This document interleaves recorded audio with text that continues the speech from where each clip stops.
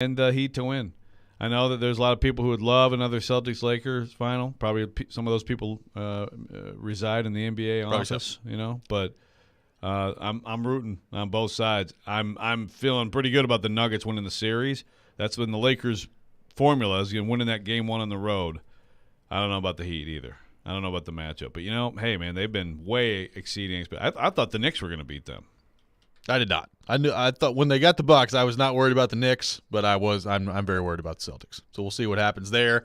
Adam Silver last night, and we're going to get into this with Jeff Calkins a little bit later in the show on the Ja Morant situation. But Adam Silver, NBA commissioner last night, did speak on the Ja Morant situation, and he didn't come out and outright say what the punishment was going to be for Ja Morant, but from his tone and from what he kind of was just open talking about last night with the first conversation with Ja Morant that he had, I think Ja Morant may be looking at a pretty lengthy suspension here. And Ja Morant, conveniently, after he heard, I would assume that he heard Adam Silver speak on national television last night, came out with a statement that says, quote, "I know I've disappointed a lot of people who have supported me. This is a journey, and I recognize there's more work to do. My words may not mean much right now, but I take full accountability for my actions. I've committed to continuing to work on myself." That was the statement that Ja Morant put out last night. That took 3 days for that? Took 3 days for that. And as Teresa Walker pointed out, that statement did not come until late at night last night after Adam Silver had already spoken in the middle of the Nuggets-Lakers game. Like it took that? Oh, yeah. I'm in some trouble. Interesting. Yeah, I think 20 plus is a fair expectation. I mean, I think he should get half the season. And I know some people think the whole season or whatever. I think the next few months how long was it between the two incidents? About 2.5 months. Yeah. Incredible. But, it is a journey. I mean, I think that's the one thing about that statement that's accurate and is fair to consider. But I think a lot of games are going to be part of this and should be. Yep, we'll get into that more with Jeff Calkins at 7:30 from the Daily Memphian, who covers the Memphis Grizzlies. Get his thoughts on the Ja Morant situation. We'll have Paul Kaharski from paulkaharski.com joining the program at 8, so looking forward to that as well. Joe, we had a lot of discussion yesterday on the Nashville Predators front about the trade market and what that could look like, whether that's with the Toronto Maple Leafs. That was kind of the team that we zeroed in on yesterday, with their season coming to an end and some questions about their core four of Mitch Marner, Austin Matthews, John Tavares, and William Nylander moving forward. And we talked about, could the Predators be interested in one of those players? And if so, would UC Saros have to be the trade piece that's involved there? And I threw that question out on Twitter after the show yesterday. And, man, is there a wild degree of opinion on this matter of how valuable UC Saros is, whether or not the Predators should consider trading him. I think there are some out there that think that UC Saros should never be traded, even if Connor McDavid was up there 1-for-1, and others were just completely quick to dismiss UC Saros, and there's, of course, everything in between there as well. A lot of people still think that UC Saros could fetch Leon Draisaitl back in a trade, which continues to mystify me. But, Joe, the more you think about this, the more, if you're Barry Trotz, how do you approach how open they should be in terms of UC Saros and a trade piece? We've laid out the Askarov part of this. I think you and I would probably both agree he's probably not ready to play in the league next year, would be kind of the way I view it with Askarov right now. But that doesn't necessarily mean you can't make a move this summer. You do have Kevin Lankinen under contract. How do you view that situation and the decisions that Barry Trotz now has in front of him as general manager? Yeah. Clearly, some people overvalue what Saros would bring back. Like you said, if you're talking Draisaitl, it's not going to happen. A top player in the league, but a Nylander. I mean, again, Mike Zeisberg yesterday threw cold water on that immediately, but that was more about their need. Yeah, you have to be open to it, but you also have to be selective, of course. It's really interesting because a lot of people have made the point. I think you made the point, and others too. You can win a cup without a great goaltender.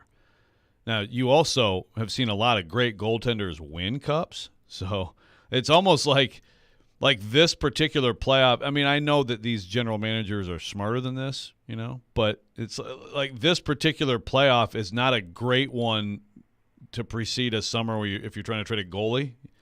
Like you could use like the Rangers winning the Cup this year. Be like, see, this is what you need. But everybody knows that, and especially the way the game is right at this moment, you gotta have the elite forwards. That's where you start. That's where goalie and quarterback really. It's always a comparison, but it really, in a lot of ways, is not applicable. It doesn't really work. But I still think the right situation in Toronto. I still feel like. Again, maybe they like the kid, like Zeisberger said, and so, okay, we'll see. But a proven, excellent goaltender for some teams, if it's the final piece, seems like you could get something good back. Well, you can't tell me, and look, at the end of the day, let's say a Nylander or a Marner or whoever's available, there will be heavy interest in those players, and there will be more teams than just the Predators that will make calls on that, I'm sure. But you can't tell me that whether it's Kyle Dubas or whoever's going to be the general manager in Toronto, they don't stop to at least consider UC Saros. Like, they may not do it, but that would be a heavy discussion point, I am confident of, in Toronto of, oh, UC Saros, he's pretty good. Like, maybe we ought to consider that part of it.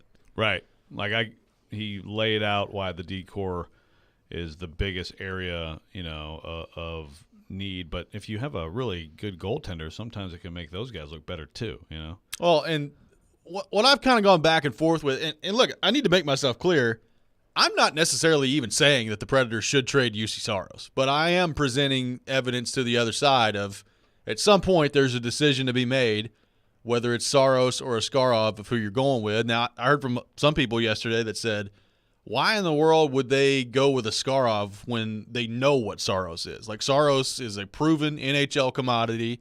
He's one of the top 3 goalies in the world, I think, he's been the Vezina conversation 3 years in a row.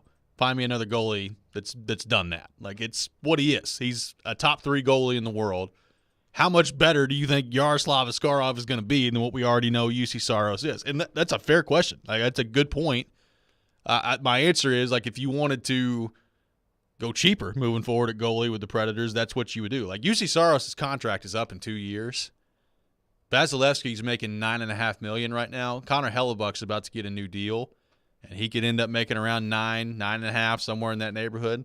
Like, by the time Saros' deal is up, he's going to be commanding $9.5, somewhere in that neighborhood of a salary per year. So the reason that you wouldn't do it would be, okay, well, that's a whole lot of money to be paying a goaltender and trying to field the team around the goalie at that point. So it's a very complicated decision that the Predators have coming up. And really the question is, how much do you value the goalie? How important is the elite goalie to building a championship roster in today's NHL? We'll continue that discussion coming up next. 615-737-1025 is our phone number, 615-737-1025. More on UC Saros, the Predators, and the trade market coming up next. This is Robby and Rexrode, 1025, 1063 The Game. The postseason is here. Whether it's the NHL Stanley Cup playoffs or the NBA, we have you covered on Nashville's best sports talk, 1025 and 1063 The Game and the Game Nashville app.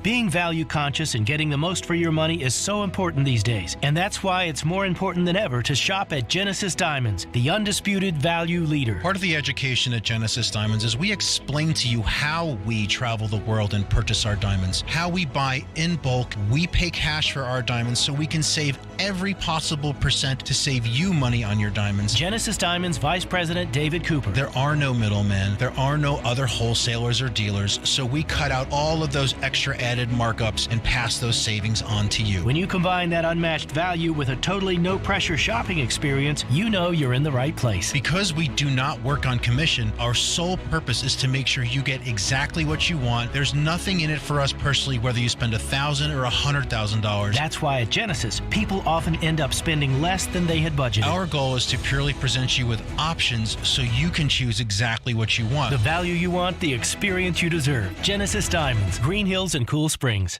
Social Furniture's huge Memorial Day sale is now underway. You'll find your dream furniture on sale now at up to 70% off. Sectionals start at $7.99. Sofas from $4.99. Name brand queen mattresses start at $2.99. Complete bedroom sets from $11.99. Buy now and pay later with special financing for up to 48 months. Enjoy hassle-free same-day delivery and setup. Hurry in. Once these deals are gone, they're gone. Shop Social Furniture because of the way you are treated. How's Wingstop sound? Crispy, juicy classic wings, sauced and tossed in those 11 soul-satisfying flavors. Paired with hand-cut seasoned fries, house-made honey mustard, blue cheese, or signature Wingstop ranch. I think you've heard enough. Get your flavor delivered at wingstop.com. Buffalo Bill's Center of the West in Cody, Wyoming welcomes you as you enter Yellowstone Park's East entrance. 5 museums in one, including the fantastic Whitney Western Art Museum. Welcome to the West. Buffalo Bill's Center of the West, Cody, Wyoming. Ad paid for by the Sentinel Group. Attention veterans, active duty military, civilians, and contractors. If you were issued earplugs between 1999 and 2015 and were diagnosed with hearing loss or ringing in the ears, you may be entitled to compensation. The manufacturer of these military earplugs recently paid $9.1 million to resolve claims that their earplugs were defective, potentially exposing service members to damaging sound levels that could have resulted in hearing loss or tinnitus. If you or a loved one were issued earplugs and were diagnosed with tinnitus or hearing loss, don't wait. You fought for this country, and our attorneys want to fight for you. Call 800-725-0565 now for a free legal consultation and to see if you may be eligible to file a claim. Time restrictions may apply, and you pay nothing unless there's a recovery in your favor. So call 800-725-0565 now. Again, 800-725-0565. That's 800-725-0565. Want to see our smiling faces? You can watch us on Twitch, Twitter, YouTube, and Facebook Live. We are good to go. Presented by Superbook Sports, voted #1 sportsbook in Vegas. You're listening to Robby and Rexrode. It's part of this nutritious breakfast. Presented by TJ Anderson Homes of Benchmark Realty on 102.5 and 106.3 The Game and the Game Nashville app. Welcome back in, Robby and Rexrode, 102.5, 106.3 The Game. Robbie Stanley, Joe Rexrode, Michelle Knezovic here with you. We are streaming live on Twitch, Twitter, YouTube, and Facebook. Our video streaming brought to you by Superbook. We are live from our 102.5 The Game studio, sponsored by Hiller Plumbing, Heating, Cooling, and Electrical. Taking your thoughts on the Nashville Predators, the trade market this summer, and whether or not UC Saros could be used as a trade chip for the Predators. And a lot of this discussion, Joe, I think comes down to a couple of things. Number one, the decision at some point that Barry Trotz and the Predators have of, all right, is it going to be UC Saros that your future is with in goaltending, or is it going to be Yaroslav Askarov, who you spent a first-round pick on, who is your future in goaltending? And when does that decision need to be made? But also, like, how important is the elite goalie? Everybody wants one, so let's just go ahead and make that clear. Everybody, if given the choice, would rather have an elite goalie. Everybody's always looking to find the elite goalie. So I don't think anybody denies that in this discussion. But my question is, like, how important is that to the bottom line of winning a championship? Like, a lot of people will point to Edmonton, right? They've got Connor McDavid.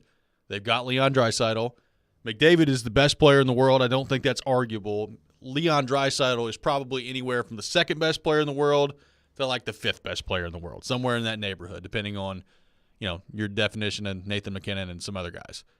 But they've not even gotten to a cup final yet, and they just got put out in the second round this year. And a big reason, honestly, why they just got put out in the second round is their goaltending was atrocious in Stuart Skinner. So obviously, goaltending is important in the playoffs. But you go back through teams that have won a cup and think about the Chicago dynasty. They won their first one with Antti Ranta in goal, who is not, by any stretch of the imagination, an elite goaltender. Corey Crawford was very good. I don't know that I would call him elite, but Corey Crawford was very good. The Pittsburgh Penguins have won 3 Stanley Cups with Sidney Crosby and Evgeny Malkin. In 2 of those years, they won with Matt Murray as the starting goaltender in the playoffs. They had the Flower and him, yep. And they were trading. Right. And Fleury won the first one, and he was great. And Fleury played important roles in both 16 and 17 in the playoff run, and he got in there for a stretch. But Matt Murray was the guy that was in goal and won the cup and played well for Pittsburgh. But you have Crosby, you have Malkin on Chicago, you have Kane, you have Taves, and even Tampa, right? Like, I still believe that Andrei Vasilevskiy is the best goalie in the world, and they won 2 cups in a row with Andrei Vasilevskiy. So obviously they've got him. But they also had Braden Point and Nikita Kucherov and Steven Stamkos, who I would classify as 3 elite forwards. And they had arguably the best defenseman in the world in Victor Hedman. So Tampa's kind of a case where they got everything that played together. Yeah, but to me, they still count. I mean, they still count on that side of the category, right? I mean, it's a team with an elite goaltender that won it. I mean, sure. There may be some moments in there where if you have an average goaltender, you lose a close game that changes your run. Jonathan Quick is the other one. Certainly. Right? I mean, so in the last decade, there's 4 titles that I would say certainly you would say they have elite goal. The funny thing is the Blues got elite goaltending in 2019 by someone who is not an elite goalie. Right. Yes. Sometimes that happens too. So it's still the goaltending itself is great, but it's just the goaltender isn't consistently that. Right. Now, the other thing I would say is, yes, Andrei Vasilevskiy certainly counts as an elite goaltender winning a cup, but so does Braden Point, Nikita Kucherov, sure. Steven Stamkos. So it all goes back to, like, at some point, you gotta have a great team. You gotta have some of those guys at forward. And look, no disrespect to Philip Forsberg or Matt Duchene and the seasons they had a couple years ago, and the Predators have had some really good forwards that have come through here. They've never had that guy, ever. Like, Paul Correa is probably the closest one, and even him was at, the latter stages of his career when he was here with the Predators. He played great, had 2, really good seasons here in Nashville. He's a Hall of Famer. But the Predators have never had the upper crust elite forward in the history of their team. And, I was laying it out the other day, and this was more of an exercise to, try to explain, like, what Vegas has done. This is their 4th conference final since 2017. And I just counted up the Western Conference teams who have been to the conference final, like how many times they've been to the conference final since the Predators came in. And it was like Arizona, Calgary, the Predators, Winnipeg, and a couple other teams. Vancouver's thrown in there. They've only been 1 time since 1998 to the 3rd round. 1 time. So I'm not saying that that's the 100% why, but the Predators, the fact is, have been past the 2nd round of the playoffs 1 time in the history of their franchise, and they've never had one of these elite forwards. So how do you get one? Okay, so if you, let's say the trade that we were talking about yesterday, if you got Nylander, does that mean you now have one? Well, not automatically slam dunk. I mean, you've had 40 goal scorers here. You have. Nylander, and some people disagree with me on this, which is fine. I'd probably stay away from him if I were the Predators. That's just me. I like the offensive ability, obviously.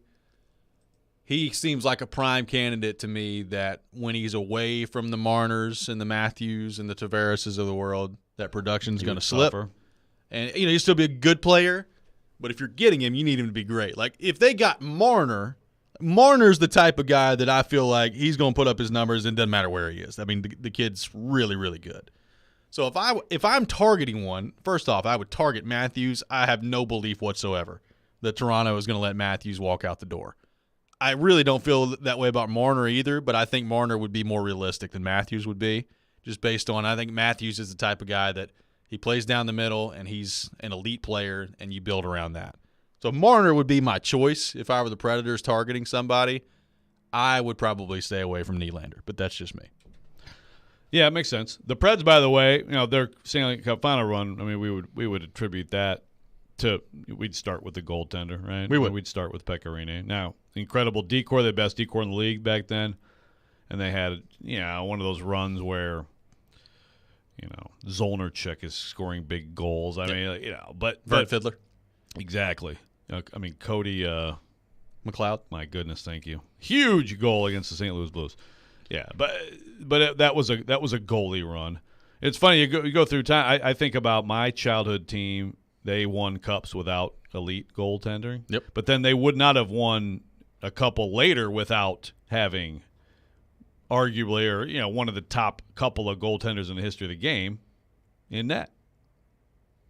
So you can do it both. I mean, it's hugely important, but it's not. I think the one thing is with all of these teams that have won it, there's been great players scoring the puck. Yeah, I mean, that's the real consistent. answer is if you could build the team, it would be like, well, let's do it how Tampa Bay did it, where you've got the elite goalie and you got 3 elite forwards and you have maybe the best defenseman in the world. You'd sign up for that every time. Right. I think we would all agree that that is the formula to win. Now, that's a really hard one to duplicate, is what the Lightning have done. But everybody, I think, if truth serum, all GMs in the league would say, okay, given the choice, you have the elite goaltender and you're kind of forward, or you have elite forwards and you're so-so at goaltender, they're all going to take the forwards. I think most of them probably would. Caleb on Twitter, Michelle just sent us this, says, I think trading for Saros for the Preds is out of the question, only because they have had success building around a goalie and defense, so they know they can win that way, just like the Titans have had success building around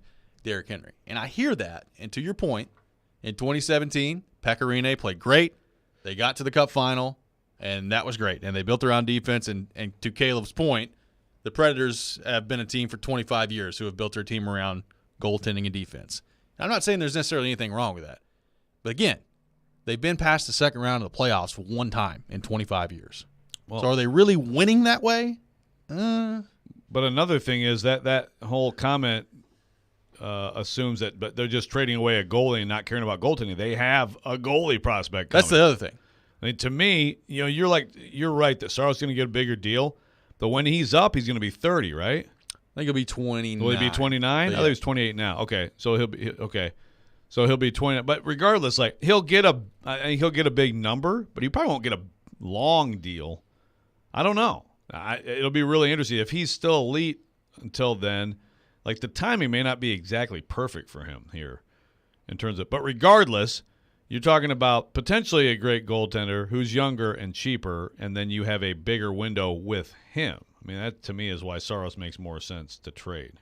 Maybe somebody out there is so desperate for Askarov, you can get a bigger haul, maybe?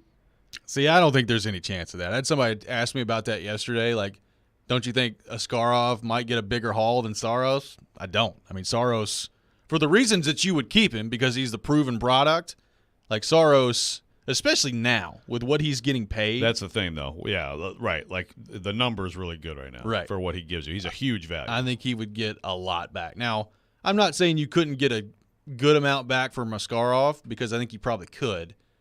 But there's a difference between somebody who is a proven commodity in the NHL and somebody that's, I know he played still one game prospect last year, but it's really never played in the league. Like, it's just viewed differently by teams. And if you're a team that's acquiring UC Saros, my assumption is you're doing it because you want to win right now. You're winning now. Yeah, for sure. I mean, it's like if Askarov is, that's the thing. Once he's really early in his tenure, that means you've probably chosen him. So it's probably Saros. 615-737-1025. We'll get to more of your thoughts on this on the text line coming up next. Also, a topic that we discussed with the Tennessee Titans yesterday about their investment level in running backs led to a very interesting discussion. We'll bring that back up coming up in the next segment as well. All that ahead. This is Robby and Rexrode, 102.5, 106.3 The Game. The offseason is in full swing, but there's no slowing down ESPN's Teron Davenport. The flow of information. He talks the talk. Spears gives you that guy that can still hit the home run. And walks the walk. As a run blocker, he's going to murder a linebacker at the second level. On everything Titans, TD is on Mondays at 1, Thursdays at 3, Friday mornings at 8, and anytime on the Talkin' with TD podcast. TD is on 102.5 and 106.3 The Game and the Game Nashville app. Now through Memorial Day, get fantastic deals at Electronic Express. Get a Hisense 65-inch 4K TV for just $349, or an Amanda laundry pair for $399 each. Electronic Express has huge savings in every department: computers, appliances, 4K TVs, smart home, furniture and mattresses, and more. Don't miss out on a Vio laptop for just $499, or Nintendo Switch bundles as low as $429. Shop in-store or online with up to 36 months free financing. Electronic Express. We make it happen. 312 Pizza Company is a proud sponsor of Nashville Sounds Baseball on 102.5 The Game. Hey, it's Withrow. Regal Realty Group and Monarch Title have made it even easier for you to buy or sell your house. Their updated website is very helpful for buyers and sellers with a list of communities and featured listings and answers to questions you may have when selling. Take a look around at regalrg.com. You'll find your new home with their super easy search bar. Regal Realty helps from contract to closing and everything in between, like inspections, appraisals, and paperwork. Let them do the heavy lifting and make it easy for you. Everything you need is at regalrg.com. Cards issued by Sutton Bank and Celtic Bank, members of FDIC. Terms and conditions apply. Are you the decision maker in your company? Consider this. For the first time in decades, there's a better option for a corporate card and spend management platform. Meet Ramp, the only corporate card and spend management system designed to help you spend less money so you can make more. Most corporate credit cards offer points as incentives, but those points amount to less than their worth in real cash value. Ramp's business cards offer you cash back, real money in your pocket. Plus, you control who spends what with each vendor. And Ramp software collects and verifies receipts automatically, which means you'll stop wasteful spending and close your books in hours instead of days. Businesses that use Ramp add up to 3.5% to their bottom line the first year. If you're a decision maker, adding Ramp could be one of the best decisions you've ever made. And now get $250 when you join Ramp. Just go to ramp.com/sports. Ramp.com/sports. ramp.com/sports.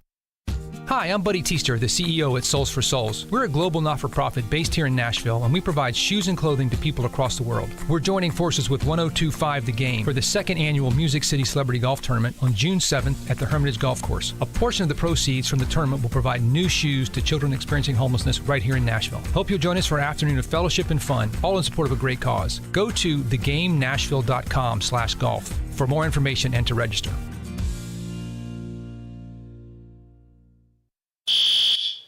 Attention all fire and safety line experts. Middle Tennessee's fastest growing fire protection company is looking for experienced service technicians, designers, and sprinkler system experts like you. Tired of working for a large corporate employer? Work for a company where you're more than just a number. Jarrett Fire Protection is owned and operated by Nashville natives and wants to invite you to grow with their amazing team. Hi, I'm Jason Jarrett, owner of Jarrett Companies. I'm looking to hire experienced sprinkler experts and will offer a sign-on bonus of up to $5,000 for certified professionals. In addition to our great benefits that include a 401k match, PTO, and top pay with annual bonuses, we will also provide you with the top-of-the-line tools, trucks, and equipment that you need to grow your career. Our customer base is large and business is booming with many opportunities for advancement. Give us a call or go online to jarrettfire.com and apply today to become a member of our family and protect our community. That's JARRETT fire.com. Jarrett Companies, where we are above and beyond industry standards.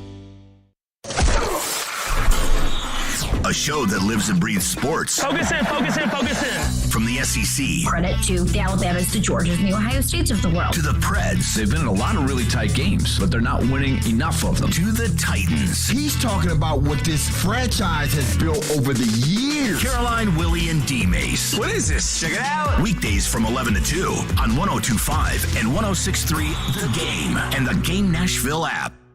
Hey Nashville, this is Laura Rutledge from the SEC Network, and you're listening to Nashville's best sports talk, ESPN 102.5 The Game. Welcome back in, Robby and Rexrode, 102.5, 106.3 The Game, presented by TJ Anderson Homes of Benchmark Realty. Call TJ's team today to see why they are referred to so often. Taking your thoughts on our text line driven by WilsonCountyHyundai.com, 615-737-1025, 615-737-1025. Joel on the text line says, Jared thinks if you fire the coach, regardless of who you happen to hire, you'll at least get to a conference final. Hashtag Stillman Logic. Chip from Mount Juliet says, spot on. The Preds have had elite goalie play for years, but not much else.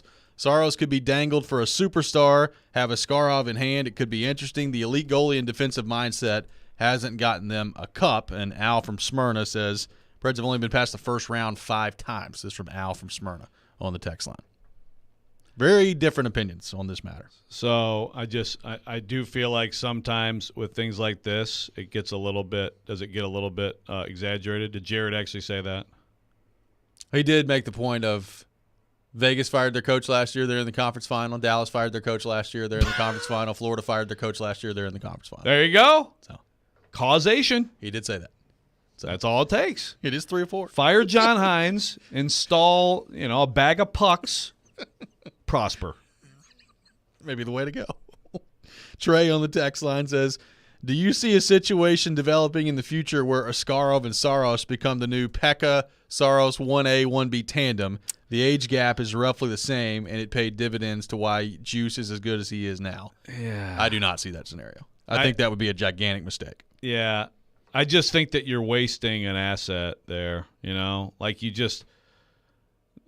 to me, like you have such other needs, and if you're really strong in one area, which, again, we think they're going to be because we think Askarov is going to be that level of player, then to me, like having two – I don't know what Askarov will be, but if he's going to be like a Vezina candidate at some point and a top 10, I mean, you would safely, even for people around the league, you would safely put Saros where right now? I mean, I think top 5, but I think safely top 7, like anybody in the league would say, right? He's top 5. I don't think it's arguable that he's top 5. So if, and we don't know this, but if Askarov is that level of player, to me, you're wasting assets. So one of those guys is going to start 25, 30 games in a year. One of those guys should be a starting and star goaltender for someone, and you should have assets as a result of it. That's how I look at it. Well, and also, I would like the age gap is not the same between Pekka and Saros, and then Saros and Askarov. When Pekka in 2017, when the Predators got to the Cup final, he was 34 years old. Right. Saros was 21. That's a 13-year gap. Saros right now is 28, and Askarov is 20. So it's different. And the timing of it's different. Like if Saros can, I think Saros can play in the league and be a pretty good player for another 7, 8, 9 years. I mean, it's a different situation than when Pekka and Saros were together. And like you said, I think it would be mishandling the assets if that's the way you went with that. And again, like we've been talking about, they did get to one Cup final with with that they did situation, but it's maybe a little bit of a different. It's an opportunity to have to turn one of them into possibly a great forward. But that's the thing. It's like what is actually the market right now. Well, and the other question is what level of forward? Like who would you be willing to trade UC Saros for? Because I had somebody yesterday that texted me, and I don't necessarily agree with this, but I understand with what they were coming from. That said, I know that you wouldn't get a Leon Draisaitl for UC Saros, but I also probably wouldn't trade UC Saros unless it was for a Leon Draisaitl type of forward. Yeah, you can't think. I totally disagree with that. I do too. I agree with the standpoint of I probably wouldn't trade him unless it was for an elite forward. But then it gets into, all right, well, who's elite? What does that mean? Yeah, like Draisaitl is elite of elite. Right. Yeah. Draisaitl is top. He's top 5 player in the world. Player for sure, right? Yeah. It's just not happening. Nylander to me is a great. I mean, maybe you've hit the fault line. It's like Marner, yes, yes, and Nylander not quite, and it's the line between them. Two guys on the same team, but it's in that range that is possibly realistic. Look, I'm throwing this name out because it's an example of the type of player that I would certainly pull the trigger on. By no means do I think this is a realistic option for the Predators, but like a Braden Point type of guy, I would trade UC Saros for that.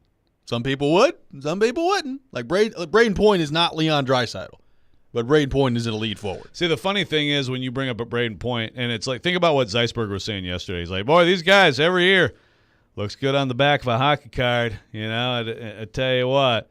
And the thing about a Braden Point is, talk about a dude who does his best work in the playoffs. Yeah. So that, to me, is what matters. Now, you could always look at him and also say, yeah, well, it's great to have this guy as your teammate. But the bottom line is he actually performs in the clutch and has huge moments, and those guys have come up woefully short. Way short. Now, in Point 2 this year, he scored 51 in the regular season.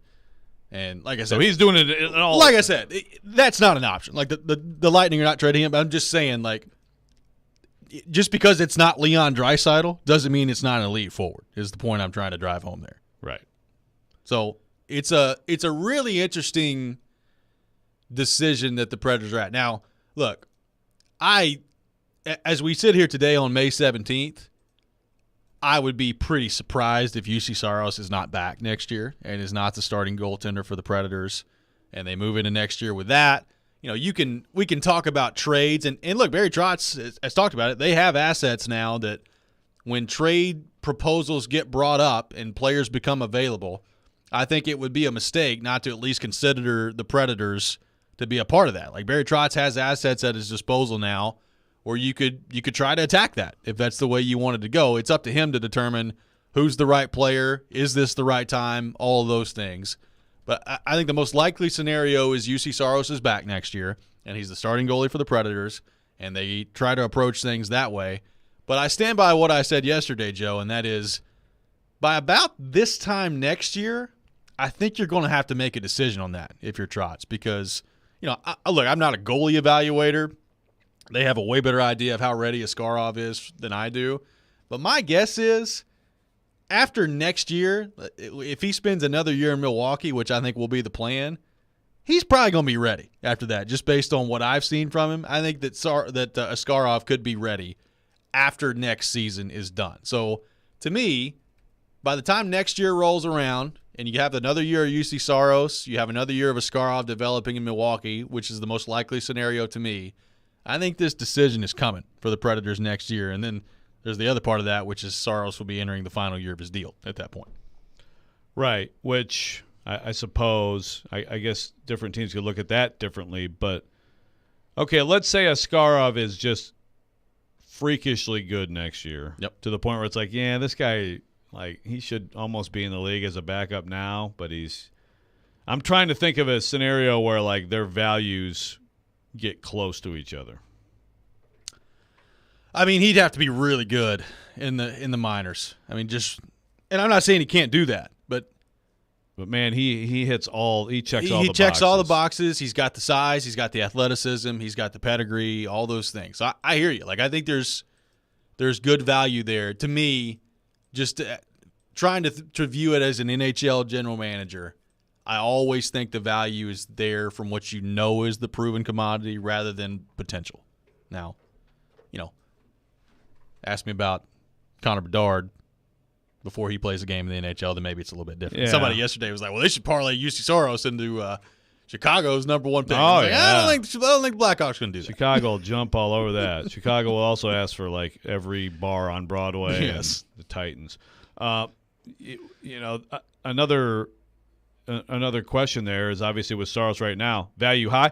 What if it's kind of like a rough rebuilding season and the numbers aren't as good for him, and you have maybe a little bit diminished. He's a year older. He's got a year left. The value's diminished. That's why I think this summer, if you can find something, you jump on it. Well, the value will be diminished no matter what happens next year. And the reason I say that is because, number one, his age right now, he's 28. But number two, the affordability of his contract, not only for next season but the season after, the value will never be higher for UC Saros than it is right now, heading into the offseason. Now, that doesn't necessarily mean you have to trade him right now, but I do think the value will never be higher for him than it is now, this offseason. So that's up to Barry Trotz. Is that the time to strike? Do you value – I mean, we know Barry Trotz also values goaltending a lot. So he may have no interest whatsoever in trading UC Saros. That's the decision that he's going to have to make. Just load up those goaltenders. It's like Titans. Just get all the quarterbacks. Yeah. Bring them all in. Can't wait until 2028 when Malik Willis is backing up Will Levis and they've got all these packages in for him. It's going to be great. Oh, man. Why do we have to wait that long? Speaking of the Tennessee Titans, we will get into them coming up next. Had a very intriguing topic that a listener brought up yesterday in terms of running backs, the value the Titans place on that position, and do the Titans place way more value on running backs historically than any other team in the NFL? We'll get into that coming up next. This is Robby and Rexrode, 102.5, 106.3 The Game. Want to jump into the mind of a 15-year NFL vet? Well, here's your chance. It's Ask D-Mace. Come on, bring them on. Ask questions on football and life to Derek Mason every Friday at 12:30 on Ask D-Mace. Don't mess with her. The skilled guy. Money reigns supreme. On Caroline, Willie, and on 102.5 and 106.3 The Game and the Game Nashville app. Hey, Ray Jeter here with Harness. Are you looking to take ownership in a position that will support your growth and development? We are an excavation and site utilities contractor. Several things set us apart from our competition, but we take the most pride in the professional development of our people. We have multiple openings for operators, pipe layers, and laborers. Our pay and benefits are second to none, including our 401k program. Apply today at selectharness.com. Harness LLC. Build people, move dirt. Looking for an engagement ring that'll really knock her socks off? You need to be at Genesis Diamonds. It's such a privilege at Genesis Diamonds for us to work with the world's finest designers, to be able to offer brands like Tacori and Verragio, and we're excited to be able to give you something nobody else can. Genesis Vice President David Cooper. The craftsmanship, the detail, the quality, the individuality is bar none better than anything else. Genesis has been selected as an exclusive provider for every top designer from New York and California, with over 4,000 rings to choose from. And if that's not enough, they can create something that's truly one of a kind. We can custom craft you literally anything you can imagine. We have the capabilities to realize any dream you have. Things that other stores may call new, we've been doing for 3, 4, and even 5 years already. So don't settle for a ring with a stale design or with inferior craftsmanship. Let Genesis help you get the look, the quality, and the value you deserve. Genesis Diamonds, Green Hills and Cool Springs, voted year after year best jewelry store in Nashville. Get ready for the power of Godsmack on their new world tour. With special guest, I Prevail. May 23rd, First Bank Amphitheater. Featuring songs from their new album, Lighting Up the Sky. On sale now. Buy tickets at LiveNation.com. Part of the Farm Bureau Insurance Concert Series. Buy tickets at LiveNation.com. 2 guys drove to work. Neither guy wore a seatbelt. One guy got a ticket. One guy didn't. The same 2 guys drove home. One guy wore his seatbelt. One guy didn't. One guy made it home. The guy not wearing his seatbelt didn't. Don't risk it. Click it or ticket. Paid for by NHTSA. Union Pacific Railroad wants you to join its team. It's an opportunity that comes with great pay and benefits. There are a variety of open roles across its 23-state network, including train crew positions, with hiring and relocation incentives of up to $50,000 in some locations. You can even get a free college education while working. Union Pacific Railroad connects hundreds of communities, hauling goods Americans rely on every day. Get your career on the right track with Union Pacific and apply today at up.jobs/sports. That's up.jobs/sports. Wow, Total Wine really does have everything. I found your favorite bourbon, an awesome vodka. Oh, and Ruthie. Ruthie? That's me. Always happy to help. Honey, Ruthie found that amazing Cabernet you loved. Oh, yeah. That Cabernet was really good. And we have it for the lowest price in town. We've got to get another bottle. So glad we found Ruthie. With the lowest prices for over 30 years, you'll always find what you love and love what you find. Only at Total Wine & More. Drink responsibly. Be 21. You're listening to Robby and Rexrode, presented by TJ Anderson Homes of Benchmark Realty on 102.5 and 106.3 The Game and the Game Nashville app. Welcome back in, Robby and Rexrode, 102.5, 106.3 The Game. 102.5, 106.3 The Game has your chance to win a pair of tickets to see the Dave Matthews Band at Bridgestone Arena coming up on Friday, May 26th. Courtesy of Green Trees Company Dispensary, providing high-quality legal THC products. Just text in the keyword TREES, that's T-R-E-E-Z, with a Z instead of an S, so T-R-E-E-Z, now to the game text line at 615-737-1025. Once again, 615-737-1025 on our text line for your chance to be entered to win. Robby Stanley, Joe Rexrode, Michelle Knezovic here with you on this Wednesday morning. And Joe, a listener brought up an interesting kind of discussion point yesterday, and we were talking about Derrick Henry and the running back position and, you know, the Titans, what they're going to do with that moving forward, but also the conversation of how the offense has been built and things that we've talked about a lot here on the show came up. And a listener basically threw it out there. Do the Titans value the running back position more than anybody else in the league? And basically, is that a mistake? Do the Titans put too much emphasis on the running back position? And we went through it yesterday. Obviously, they've had Eddie George in their time here in Tennessee. They've had Chris Johnson come in, who they spent a first-round pick on, Derrick Henry, who they spent a second-round pick on, who they've given lots of money to, and who's been a very good player for them over the course of his career here in Nashville as well. Certainly, they've had very good backs, from George to Johnson to now Derrick Henry, probably the best of the three. But is that a sign of maybe the Titans placing too much value on the running back position and maybe not enough value elsewhere on the offensive side of the football? And one of the questions we asked was, how much more value have the Titans placed on the running back position than other teams around the league? Have the Titans placed more value on the running back position than other teams around the league? So what do you make of kind of this discussion point that was brought up yesterday on our program? Yeah, well, I just said, there's a lot. Look, I mean, I can't sit here and pick through all these offenses over the years and things like that. But first of all, the triggering aspect of this, which I think is easily argued, is just like that the Titans have decided, this is like they decided that they are going to be focused on running backs over a period of time, and that's what we're seeing now. They just decided to be focused on Derrick Henry and a running back, and so that's why they're bad. That's the predicament they're in. And, I mean, anybody who pays attention to this team obviously should know that that's not true, right? I mean, this is how things have kind of evolved, and they had a great player, and they featured the great player because he's a great player. I mean, I think it's that simple. It's that simple to me.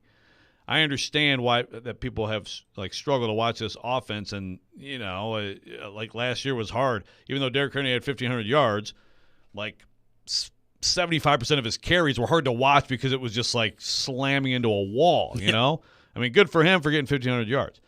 But I just had this thought of, well, I'm going to go and look. This is arbitrary, so you go and you try to come up with something that you can look up to have any kind of indication. It's just kind of, to me, it's just sort of fun to look at this stuff. I just went back through the 2000s and went with first-round running back picks. Now, I understand that's not perfect, okay? That's not a perfect representation. But to me, if you are a franchise that that cares a lot about that position, then you're going to draft some in the first round. I also argue, you could also argue that anybody who's doing a ton of that in the 21st century, might have problems, But so I went through all that, and what I found is, of course, the Titans. Then there's one name. It's Chris Johnson. Yep. We talked about that yesterday. 24. And there are some teams that have done none of that. Okay, but there are several teams that don't just have two running backs picked that high in the 2000s. They have three, which I found a little bit surprising. And I know you'll be surprised by this. One of those franchises, the mighty, mighty Detroit Lions. Yes, who just added to that list. They did. They just made it 3 with Jahmyr Gibbs. Now they go back to – another thing with this is, a lot of these picks are early. There just aren't that many, in recent years. But you do have your Barkley number 2 in 18. I mean, you have your super high pick here and there, but it's gotten Leonard Fournette number 4 in 2017. Jags have 2, by the way. ATN gave them 2. Yep. The Lions were Kevin Jones.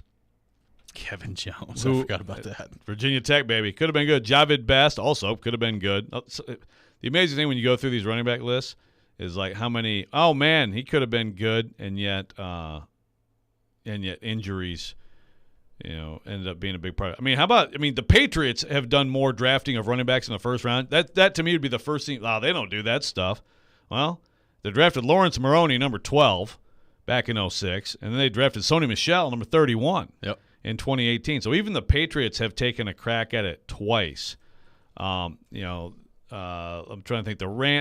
No one had 4, to the credit of the league, I guess. The Saints had 3.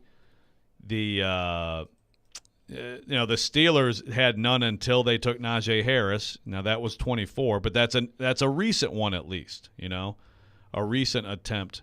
To draft a running back. Like I said, the Panthers were D'Angelo Williams, Jonathan Stewart, Christian McCaffrey. That's not bad. That's three good players. Giants, Saquon Barkley. Before that, it was Ron Dane and David Wilson. were their first-round picks. Oh, yeah. The other teams with 3, let's see, the Cardinals had I thought the Bengals had 3. Did the Bengals have 3? No, how about the Chargers? You wouldn't think of the Chargers necessarily either. Ryan Matthews. Yep. Melvin Gordon, and of course LT worked out pretty well. Chiefs, Larry Johnson, Clyde Edwards-Helaire. You go from 03 to 2020. Again, I know that this is an imperfect way to look at it because it's just first-round draft picks, but like the position itself, I mean, again, Derrick Henry, a second-round pick, that's still a prominent pick, but Derrick Henry wasn't drafted with the idea that he's going to be the absolute focal point of the offense pushing a decade from now. Just how things happen. Right. And look, I mean, the other part of this is obviously the investment level in the running back financially after that. So you've got, look, Ezekiel Elliott got a big contract. Christian McCaffrey got a big contract. Remember the David Johnson contract? David Johnson got a big contract. Yep. But, I mean, the Titans do have 2 on that list, in Derrick Henry and Chris Johnson. But I said this yesterday. They also paid those guys after they were absolute dominant forces. So that's a result of picks working out, being good, and then you responding to the information that you have at that point. Yeah, I mean, it's not like it was preordained. Derrick Henry was, to some extent, in 2018, in Vrabel's first year on the trading block. Yeah. So it's just how things work out, So they happen to have 2 guys who, again, totally different offenses, different coaching staffs, different situations, but they happen to have 2 guys who ran for 2,000 yards. I mean, the franchise itself, you want to go back to Earl Campbell, it's a tremendous running back history, but I just wouldn't. I mean, it's kind of like the receiver discussion. Like, man, they can never pick a good receiver. Like, well, there's different people picking. Right. And they did pick A.J. Brown. They did. And then they traded him. And then but they did pick him. Sent him packing. And another wide receiver they picked is Treylon Burks, and he spoke to the media yesterday. We'll take your thoughts on this, the running back discussion that we've thrown out there. We'll get into what Treylon Burks and other Titans veterans had to say yesterday to the media as well. All that coming up next. This is Robby and Rexrode, 102.5, 106.3 The Game. All the big plays. For the win! Yes! Vanderbilt wins it! All the big stories. Quarterback carousel, what the Titans decide to do at the quarterback position. All in one place. We are Nashville's best sports talk.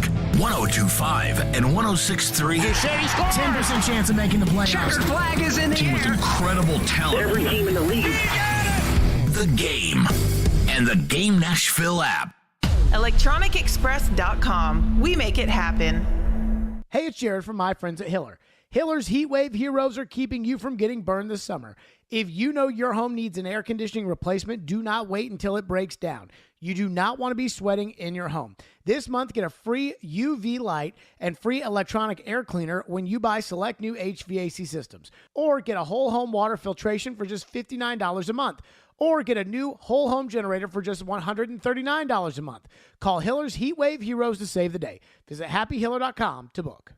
If you're hiring, it can feel like you're trying to find a needle in a haystack. You can hope the right person comes along, or you can just use ZipRecruiter. And now you can try it for free at ZipRecruiter.com/radio. In fact, ZipRecruiter has helped a lot of business owners find their needle in a haystack, like Marco, president of operations at Telly Tires and Auto Centers. Because Telly Tires has grown a lot in the last few years, Marco needed to hire everyone from a receptionist to a store manager to a head mechanic. ZipRecruiter helps me find all the right people, even the most difficult jobs to fill. ZipRecruiter helps me keep my business running. Take it from Marco and millions of other businesses who've used ZipRecruiter. ZipRecruiter can help you find the needle in the haystack. See why 4 out of 5 employers who post a job on ZipRecruiter get a quality candidate within the first day. And right now, you can try ZipRecruiter for free. That's right, free at ZipRecruiter.com/radio. That's ZipRecruiter.com/RADIO. ZipRecruiter.com/radio. ZipRecruiter, the smartest way to hire. Nashville's best deal of the week is Bavarian Beer House at Opry Mills. Bavarian Beer House, Nashville's only authentic German beer hall, is full of fun, food, music, and most importantly, beer. Enjoy traditional German bratwurst, schnitzel, giant pretzels, and more in an Oktoberfest-inspired space. Visit BeerHouseNashville.com for their live music schedule. Get a $50 gift card for half off right now at thegamenashville.com/deals while supplies last. This is C.J. McCollum, star of the New Orleans Pelicans and co-host of the C.J. McCollum Show. McCollum at the horn for three. Got it. Inviting you to join Israel Gutierrez and me once a week as we discuss names and storylines in and around the NBA with the inside perspective you can only get from someone in the locker room and on the floor. Listen to great guests and players such as Brandon Ingram and Andre Iguodala, and input from a great team of ESPN Insider regulars like Brian Windhorst, Tim McMahon, and Mark Spears. Listen wherever you get your podcasts. Your Game Center update. I'm Michelle Knesvik. The Denver Nuggets take Game 1, beating the Lakers 132-126. Nikola Jokic with another dominant performance, 34 points, 21 rebounds, and 14 assists. On the other side, Anthony Davis led the Lakers with 40 points, 10 rebounds, and 3 assists. Tonight, Game 1 in the Eastern Conference Finals, the Heat and the Celtics. The Celtics open up as 8.5-point favorites. On the Tennessee Titans side of things, some of the veteran players spoke to the media yesterday.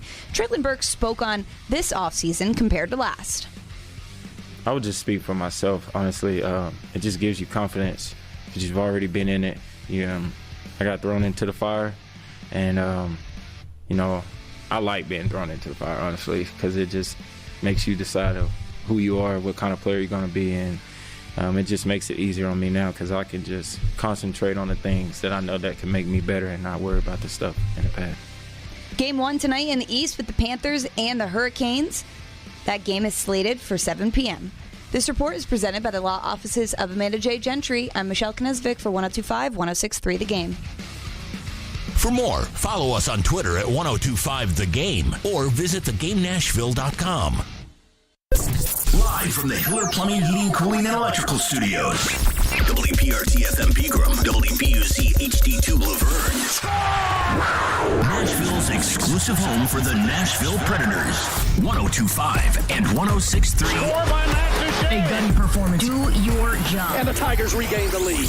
The Game. A Cromwell media station. Mixing sports and a little bit of fun. This is fun! On your morning drive. This is Robby and Rexrode. With Robbie Stanley and Joe Rexrode. Presented by TJ Anderson Homes of Benchmark Realty. On Nashville's best sports talk. 102.5 and 106.3 The Game. And on the Game Nashville app. Ladies and gentlemen, it's showtime. Welcome back in. Hour number 2, Robby and Rexrode, 102.5, 106.3 The Game, presented by TJ Anderson Homes of Benchmark Realty, where their advanced pay by TJ option can save you thousands when selling your home. Robbie Stanley, Joe Rexrode, Michelle Knesvik here with us on this Wednesday morning. We'll have Jeff Calkins from the Daily Memphian coming up at 7:30. We'll get his thoughts on the Ja Morant situation in the NBA. And then Paul Kaharski from paulkaharski.com joining the program at 8 o'clock talking Titans. So looking forward to that. Continuing the running back discussion, and Lance has brought this up a couple of times in the last couple of days. We hadn't been able to get to it yet, but he says since 2009, the average annual salary for a Super Bowl winning running back is $1.11 million. This is from Lance on the text line. I'd have to double check that. That's a very good stat. That seems low, but it does seem low. That does seem I'm not saying he's wrong. But yeah, I mean, look, you can certainly do it with the running back on the rookie deal or the de-emphasized backfield. But there have been very important running backs over the years, even recent years, that have been on Super Bowl winners and Super Bowl teams. Josh in Kentucky says, unless you can draft an all-time great running back in the first round, it's a wasted pick. Teams can always get good value at running back in the later rounds. I'd never draft a running back until at least the second or third round unless it's 1986 and Bo Jackson is available. I would not do it. This is from Josh from Kentucky. There's a lot of people who say this, and I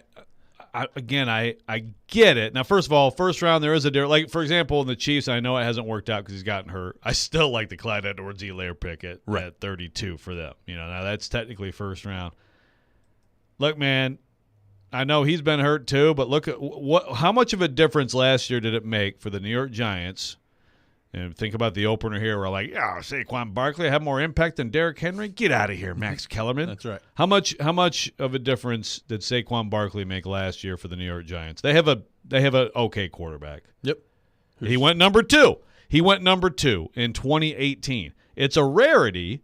And if you go through this list of the 2000s, it is hard. Bijan Robinson now, he just went. We'll see. Yep. We'll see what that means Zeke went number 4. Do we have a problem with Zeke number 4 in 2016 for what he's done for them over the 10? Now, they haven't had the playoff success. Is that because they drafted him, they should have drafted someone else? And he had an awfully good run. He did. For them. Again, you don't see too many anymore. So I get it. I kind of agree with you, except that sometimes you have such an incredible talent. I mean, I can't argue with Josh Jacobs at number 24 in 2019. No. That's a pretty good pick. And by the way, if you want to talk about Super Bowl teams and running backs, let's remember the Rams and that team that played one of the worst to watch Super Bowls ever against the Patriots. And what they were when Todd Gurley was great. Yep. I think he was arguably the best player in the league in 2017. And then how limited they were because he was limited too. I mean, it's not completely black and white here. When you started to say Super Bowl and running back, I thought you were about to take your Tom Brady disrespect to an all-time level. Oh, yeah? And start to tell me that Leonard Fournette won the Super Bowl for the Bucs, and I was about to be really proud of him. Oh, my goodness. Forget Brady. It was Fournette. Fournette? There's another high pick, by the way. Yeah. High pick of a back in the 2000s, in the late teens. Super Bowl champion, and was important. Was not insignificant. I would actually say no. The obvious answer, though, is the defense. The pass rush won it, not Brady. But I wouldn't, I mean, that's obvious, right? Yes, very obvious. Joe Traylon Burks, among others, speaking to the media yesterday with veterans back around at Tennessee Titans practice facility over there. We'll get to some interesting comments on the training staff and Sean Murphy-Bunting and Azeez Al-Shaair and some things they had to say coming up here in just a few minutes. But Traylon Burks, obviously a lot on his shoulders heading into this season. He spoke to the media yesterday. You were there for it. What were some of your takeaways from what Traylon Burks had to say yesterday over at St. Thomas Sports Park? If I can stop spilling on myself. Yeah, I think Traylon Burks had the press conference that told Titans fans exactly what they want to hear. He's been here the whole time. He's in good shape. He's not dealing with the asthma anymore, which probably has something to do with conditioning. And he's locked in and in on this offense. And, again, there's just more and more tempo talk with the offense. I mean, all of a sudden I'm like, are we going to be watching like the 1990 Buffalo Bills out here? Just playing hurry up. It's interesting. Josh Heupel and the Vols were able to take some notes at Tennessee's pro days. Maybe. Like, you guys go fast. How do we do that? Maybe the Browns offense comes to the NFL finally. How about that? They should have drafted Hendon Hooker if that was the case. But I thought that Traylon Burks Traylon Burks had the message and the information exactly as Titans fans, hope to hear it. And he sounded like a guy who learned some things as a rookie, kind of learned what you have to do to be able to perform at this level consistently and all that. And so I thought it was a very encouraging press conference from him. Also, it was an incredibly encouraging day for media. I know people really care about this. I don't know what kind of GM Rand Carthon is going to be. We'll see. He clearly loves us, though. Because that's good. Murphy, Bunting, Al-Shaair, and Brunskill, fantastic quotes. Like, all of us are like, there's 3 of the top quotes in the whole locker room right now. In a row. All these new guys. So thank you, Rand Carthon, for helping us and thinking of us. Media first. Yes. That's right. It's exactly how Vrabel wants the team built. Yeah, exactly. But, look, I think there is some correlation. I mean, if you're quote-unquote good with media, probably speaks a little bit to, a lively personality, and that can be good in a locker room. So you could see how all those guys would be positive additions, and it was very interesting listening to all of them. It was, and Burks talked about, like you said, the being in a good place, preparing for year 2. Talked about the conditioning and just going through the fire, last year and the things that he's learned from that. And like you said, he's been around all offseason long at this point. And we talked about how important it is to have him going this year and for him to be healthy and for him to take that next step. We'll see. We're on May 17th, but certainly it's obvious he's in a way better spot now than he was this time last offseason when we were talking about asthma and not being able to get through practices at rookie minicamp. And I think the quote yesterday was, I feel great, running fast, not having any problems breathing, really just having fun, man. I'm in a good place, state of mind, And I'm just thankful. I've been here the whole offseason, didn't go to train at the beach or anything. Stayed here, wanted to stay around the facility and bond, make a connection with the coaches, but also get ahead of things that I know I'm going to be doing in the offseason. And one of the other things he talked about yesterday was running through the heat around here. He wanted to make sure he was doing that to be prepared for that too. Yep. So he did exactly what the Titans would hope he would do, and then Glennon asked the key question, which is, so does this mean there was no hog hunting? And he's like, oh, there was hunting. Good. And Glennon's like, successful? Oh, yeah. Oh, it was successful. So that's half the reason I was glad they drafted him. Yeah. I mean, go out and hunt. Now, granted, don't eat half the hog afterward, right? Just a quarter. Just a quarter, yeah. And you just save it for the week. You can just put it in there. Yeah, there you go. I mean, I feel like put your Ziploc bag if you are hunting hogs on foot, like there's got to be some correlation to a football drill there. Like if you can catch this hog, you can catch that ball and get around a defender. Or even if not, at least like conditioning. Yeah. It's not bad for conditioning, right? Those hogs can move, I would assume. Yeah. And plus, they're strong. Absolutely. If you need to wrestle a hog. Better be prepared if you're Traylon Burks and getting a little bit stronger, a little bit faster, more prepared for that hog. Yeah. I mean, that's got to be a good sign heading into the season. How many other wide receiver ones around the league do you know they're out hog hunting with their bare hands? If that could directly correlate to the NFL, you're talking about an all-pro. Jared from Spring Hill says, it's sad when it's news for us that our first-round receiver is finally, quote, in shape. Different expectations around here versus winning programs. Well, first of all, Jared, I mean, they have been winning. Program. Although they did lose 7 straight games. They have been winning. Yeah, look, I think you have to it's the comparison between this year and last year, right? I mean, I think Traylon Burks, quote-unquote, got in shape last year. He did. Think about how he played like in the Green Bay game and some other games. But clearly it was a rough start. So if you have this momentum now, it's an obvious contrast to last year. And also, I mean, it's hugely important. If Traylon Burks is actually going to resemble a number one receiver in his second year, that means a lot to this offense. 615-737-1025 is our phone number, 615-737-1025. We'll have some more on the Titans coming up next, including some interesting comments from some newcomers about how things are done around here and how that could relate to injuries next year on the field. All that coming up next. This is Robby and Rexrode, 102.5, 106.3 The Game. 4-9 The Fan is your home for Hit City. Tonight, the Sounds continue their 6-game series on the road at Durham. Swing and a miss, strike 3. Sounds win. Pre-game at 5:20. On your home of Nashville Sounds baseball. 94.9 The Fan and The Fan app. Whatever your destination in life, you can get there easier with a checking account from F&M Bank. At F&M, our checking accounts give you the tools you need to manage your money well, like our smart free checking account that's actually free. Because sometimes the basics are more than enough, making lives better by making banking easier. Come see us at one of our branches or online at myfmbank.com. F&M Bank, banking made easy, on purpose. Member FDIC.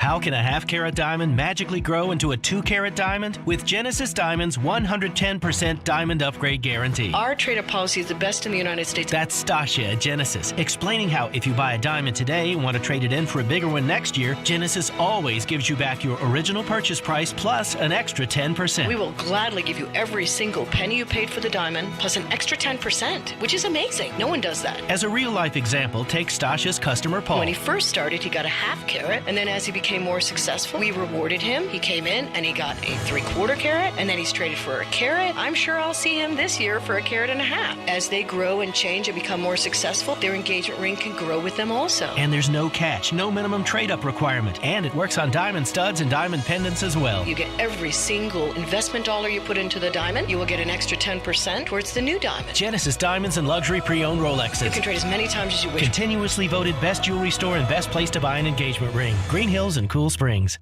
Arthritis and rheumatic conditions are leading causes of disabilities among adults. Joint replacement could be the solution. The team at Houston Clinic Orthopedics approaches each case with a complete evaluation to see if surgery is right for you. Houston Clinic Orthopedics specializes in arthritis, hip, knee, and shoulder replacements, hip fractures, osteoarthritis of the hip, and joint pain. To experience world-class orthopedic care and see a list of all physicians, visit their website at tn.houston.com and book your appointment online today. As a roofer, I don't have time to fail. Homeowners rely on me, so I rely on Beacon. Beacon's unique network of branches work together to get me what I need when I need it. Every branch working together. And with the new Beacon Pro Plus app, I've got the brands I depend on, like GAF, right at my fingertips. Now through June, purchase online with Beacon Pro Plus, web or app, and earn up to $1,500. Beacon, always building. Two guys drove to work. Neither guy wore a seatbelt. One guy got a ticket. One guy didn't. The same two guys drove home. One guy wore his seatbelt. One guy didn't. One guy made it home. The guy not wearing his seatbelt didn't. Don't risk it. Click it or ticket. Paid for by NHTSA. Anyone want to tell me what happened? Did you miss any of today's show? It's okay. It's fine. Don't worry. Subscribe to the Robby and Rexrode podcast on Apple, Spotify, and other podcast platforms, or by going to theGameNashville.com. All right, I'll give it a shot. Good morning. You're locked into Robby and Rexrode, presented by TJ Anderson Homes of Benchmark Realty. I had the radio on. I'm listening to 102.5 and 106.3 The Game and the Game Nashville app. I mean, I should have got the hint because I'm looking, they got signs on the walls, and there's a sign on the wall that it was talking about, like, expectations or something like that. And in the expectations, you see conditioning on one of them, and you're just like, it looks good, but you don't. That's real. Like, conditioning is literally, like, we're doing a lot, you know what I'm saying? And you think, like, man, this is crazy. And it's like you just got to buy in and see the vision, because obviously it's like it's been successful for a reason. And then you just got to trust it and go with it. And as I've gone with it the last 6 weeks, like, I've seen growth in myself. I've seen growth physically in myself where, I feel the best physical shape I felt in a long, long time. And you think, oh, man, I'm doing so much. Like, how? But, like, all that work is just, like Coach likes to say, is building a callus and not a blister. So that was Azeez Al-Shaair yesterday over at the St. Thomas Sports Park with the Tennessee Titans, discussing the conditioning, the blistering, the callus that we talked a lot about in Vrabel's press conference in the season last year. We'll hear some more interesting comments on that from Daniel Brunskill coming up here in just a few minutes. But Al-Shaair talking yesterday, Sean Murphy-Bunting with some interesting comments on that too yesterday. And obviously, Joe, when you have led the league in injuries the last couple of years, that's going to be a popular topic of conversation on how to avoid that heading into this year. But also, to your point, like whether it was Brunskill, who we're here from just in here in just a few minutes, or Murphy-Bunting yesterday, or Al-Shaair, like it feels like the Titans and the way they approach the conditioning / what he was just talking about there, maybe a little bit different than some other teams around the league. And Murphy-Bunting pointed that out a couple of times yesterday at his press conference. Yeah, Murphy-Bunting was pretty funny talking about, like, the sleds. Like, I'm out there and, Vrabel's like, well, how's the grass or something? He's like, wait, is he about to talk about sleds? And yep, get the sleds out.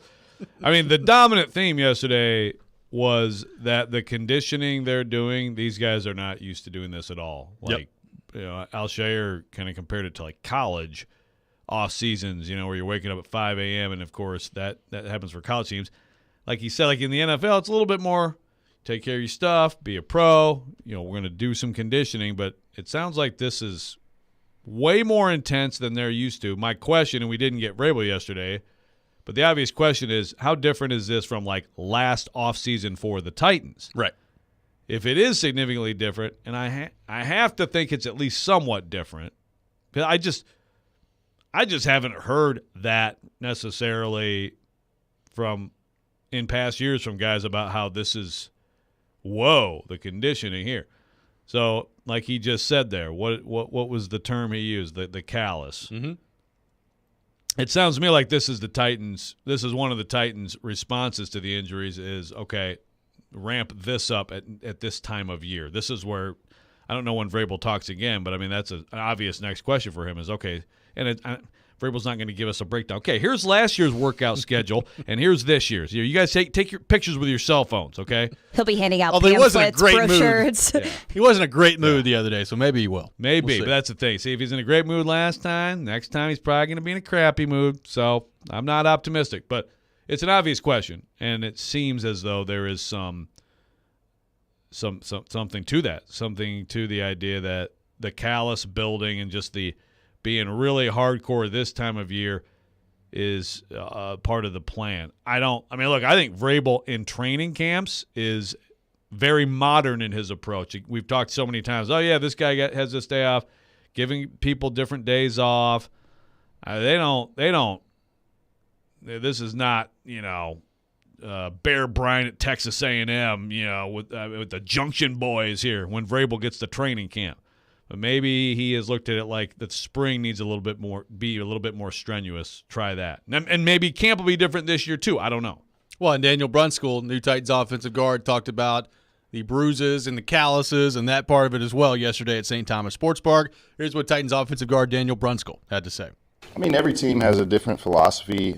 Some teams, they like to keep, make sure guys aren't getting injured. They're kind of just doing enough to, where guys, are in shape and able to do the things that they can. And then, there's some teams, Vrabel's you heard Aziz talk about callus. There's definitely a philosophy of, sometimes doing not enough to stay healthy is good to a certain point, but then you start getting going and then you see injuries happen that way. There's another philosophy where, you work super hard and you kind of build that callus so then, those things don't hurt as bad and then, you don't get those same injuries that you would because you weren't doing enough kind of thing. So, at the end of the day, it's just different philosophies. I think either of them really work. It's just kind of the point where it's like, what is the team doing? And this team is a run the ball team, a play hard defense team, and then we're going to take our shots down the field. We got playmakers at the receiver position that if we can get them in some space and use the run game to do that a little bit, we can make big plays. So this is more of a team that probably needs that callus because we're going to be playing grinded out football, and then it's kind of one of those things where it's like, tough football rather than, we're spreading it out and, guys are kind of getting a little bit more finesse-like. So I think with the team that we are, it's a really good thing to have the conditioning and have that callus to be able to go longer than the other team. So that was Daniel Brunskill yesterday. Kind of interesting comments there, Joe, based on the style the Titans play and maybe that influencing the way they condition so far this offseason. Yeah, it's interesting, too, because, first of all, I know Titans fans love hearing that we're going to, as a grinded-out team, I know you're excited about that. He did say they have no playmakers finessing in the receiver room that they'll take some shots down the field with. Sure. That's encouraging. But it's also interesting to think about that, and then also he talked about it as well, the tempo and the pace that they're trying to, which, again, may just be Tim Kelly. It's just something he wants to add next year, but because it's so new, there's more emphasis on it now. I don't know. But it's an interesting contrast there. Also, the word callus. It's a popular word. Very popular word around the building. It's the new collaborate. Collaborate has made way for callus. But I think clearly they are they're going hard right now, for whatever that's worth. And you would think that there would be, although so many of these injuries are just injuries that you just can't do anything about. Still, you would think that there would be some adjustments in terms of trying to avoid the soft tissue stuff. And it can't just be, well, some of these guys, it's on them. We'll get rid of them, right? You got to have your own concerted effort too. Well, the interesting part of this, from my standpoint, looking at Vrabel, is this a mentality shift? Is this a reacting to information that has happened the last couple of years? Because he started talking about this stuff at the end of last season, when the season was coming to an end. A couple weeks before the season ended, he was talking about, the 8 to 5 guys. You need to have more than that in the NFL. And when the season ended last year, he talked about, is it a bruise or is it a callus? That was the first time that phrase got brought up with Vrabel. And he talked about David Long Jr. and he talked about Christian Fulton. And this has been something that from the last couple of weeks to last season, and now you've got kind of, I guess, either a new way of doing things or certainly a different way of doing things with Brunskill and Alshire and Murphy Bunting all talking about that yesterday coming in here.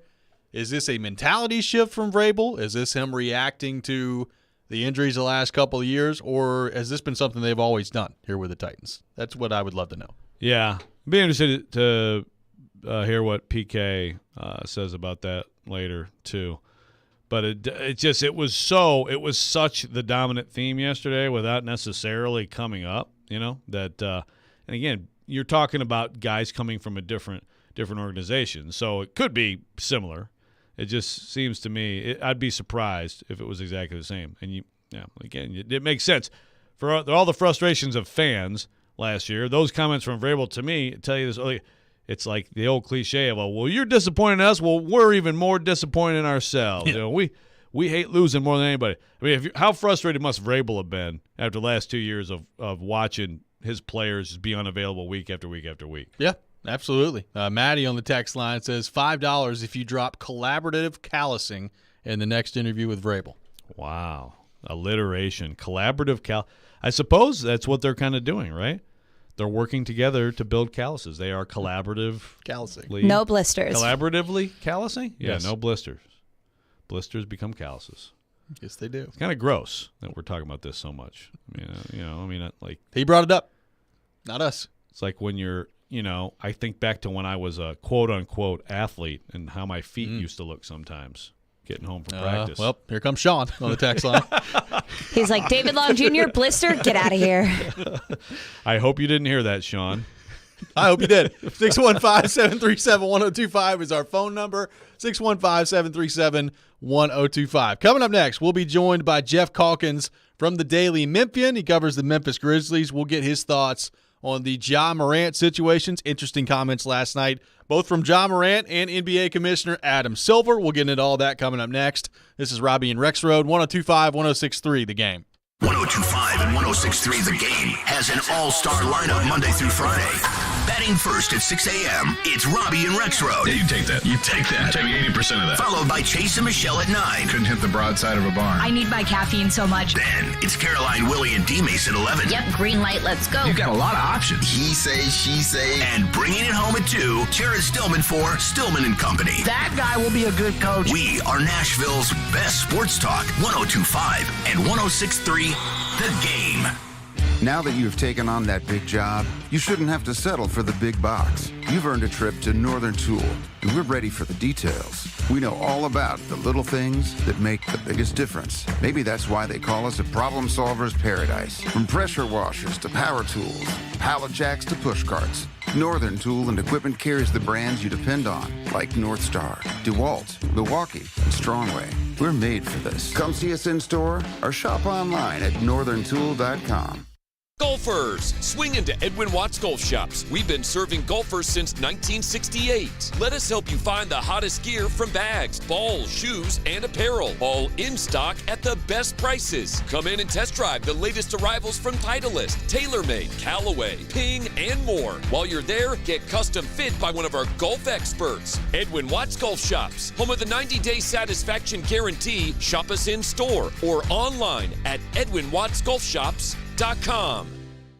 Men, at the Tennessee Men's Clinic, our urologists and providers have been helping guys with erectile dysfunction and other sexual health issues for years. And unlike some, at the Tennessee Men's Clinic, we take a comprehensive approach to your sexual health. Our sole focus is to treat ED and related conditions.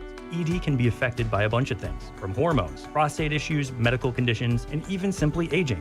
The fact is, most guys experience it at some point in life. If you're suffering with ED, it's extremely important to see a provider that understands how your medical conditions, hormone levels, and other factors can impact your ability to have sex. That's why you should come to the Tennessee Men's Clinic, where we have treatments that are effective in nearly 90% of cases. I can't tell you how many guys we've seen that thought their situation was hopeless, only to be wildly surprised. So give us a call today. We'll do some blood work with a T-check and a medical consult to give you the best shot at success. Call 615-208-9090 or go to TennesseeMen'sClinic.com. We have 2 offices, Midtown and Franklin. Visit our website to learn more, including side effects. Treatments extra, results vary. Buffalo Bills Center of the West in Cody, Wyoming welcomes you as you enter Yellowstone Park's East Entrance. 5 museums in one and the greatest firearms museum anywhere. Welcome to the West. Buffalo Bills Center of the West, Cody, Wyoming. The choice is yours, Wednesdays at 8:45. Brought to you by Jarrett Companies. Now hiring experienced sprinkler experts. Go to jarrettfire.com. JARRETT fire.com. Jarrett Companies, a company above and beyond industry standards.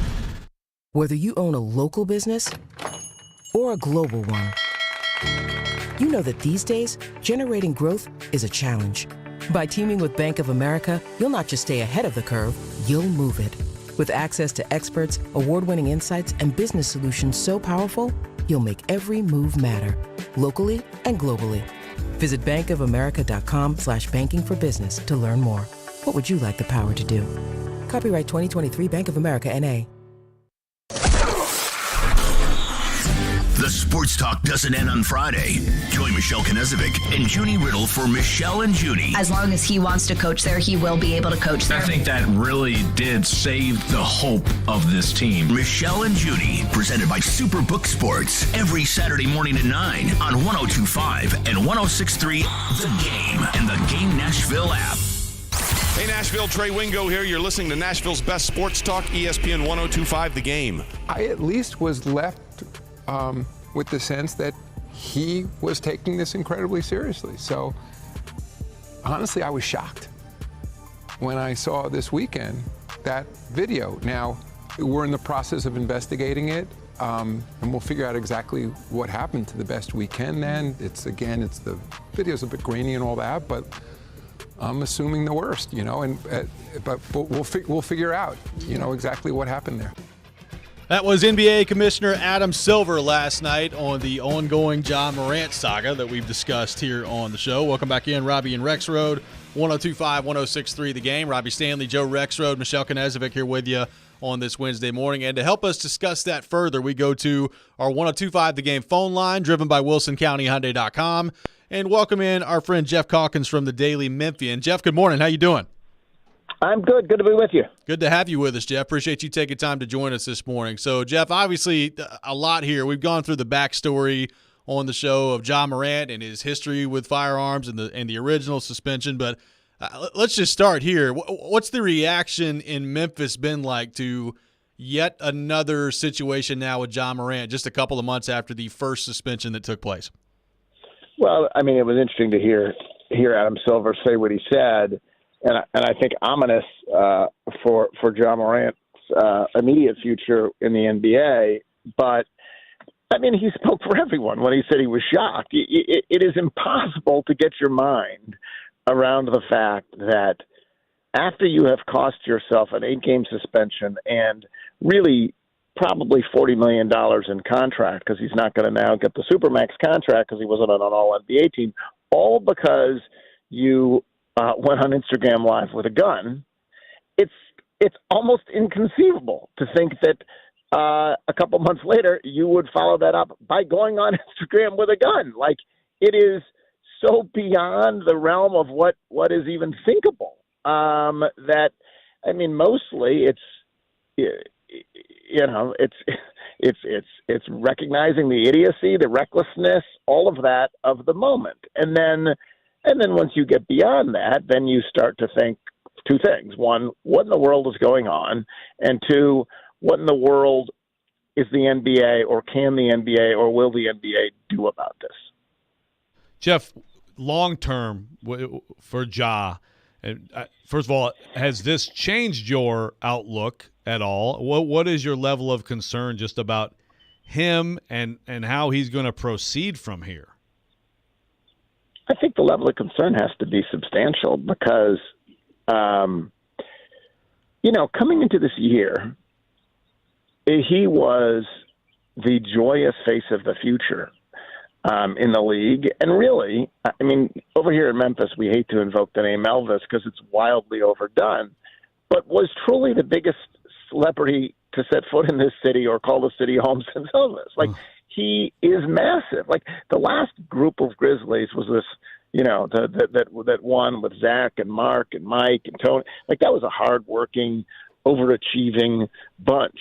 This is a legit superstar in the midst, and he played with a joy that was palpable and contagious. And so you were looking at 5 to 10 year window of who knows what's possible. And now you do wonder, because it's actually not just these two incidents. It's another incident where he punched a high school kid. It's another incident where the family showed up at a high school basketball game and was involved in a fracas. It's another incident where the family went to Wolf Chase Mall and intimidated a security guard. It begins to look like a player who is certainly out of control and possibly unraveling. And obviously not adjusting well to the demands of celebrity and all of that. And so I still think the hope for the Grizzlies is this will calm down, he'll figure it out, and he'll just play basketball. But it's a lot harder to have faith in that, having seen this again. And I think it's not unlike, if you know people or have had friends or whatever who have been in spirals, self-destructive spirals, and you always hope the next time is the last time, but at some point you stop believing that. I sort of think that's what it feels like here. Yeah, I'm outside looking in speculatively. I feel like maybe alcohol is part of this that should be discussed as well, Jeff. But also, did all these things you just mentioned? I mean, that's essentially in the recent, right? Like a year ago, did you have any indication or any concern at all that it might go this way?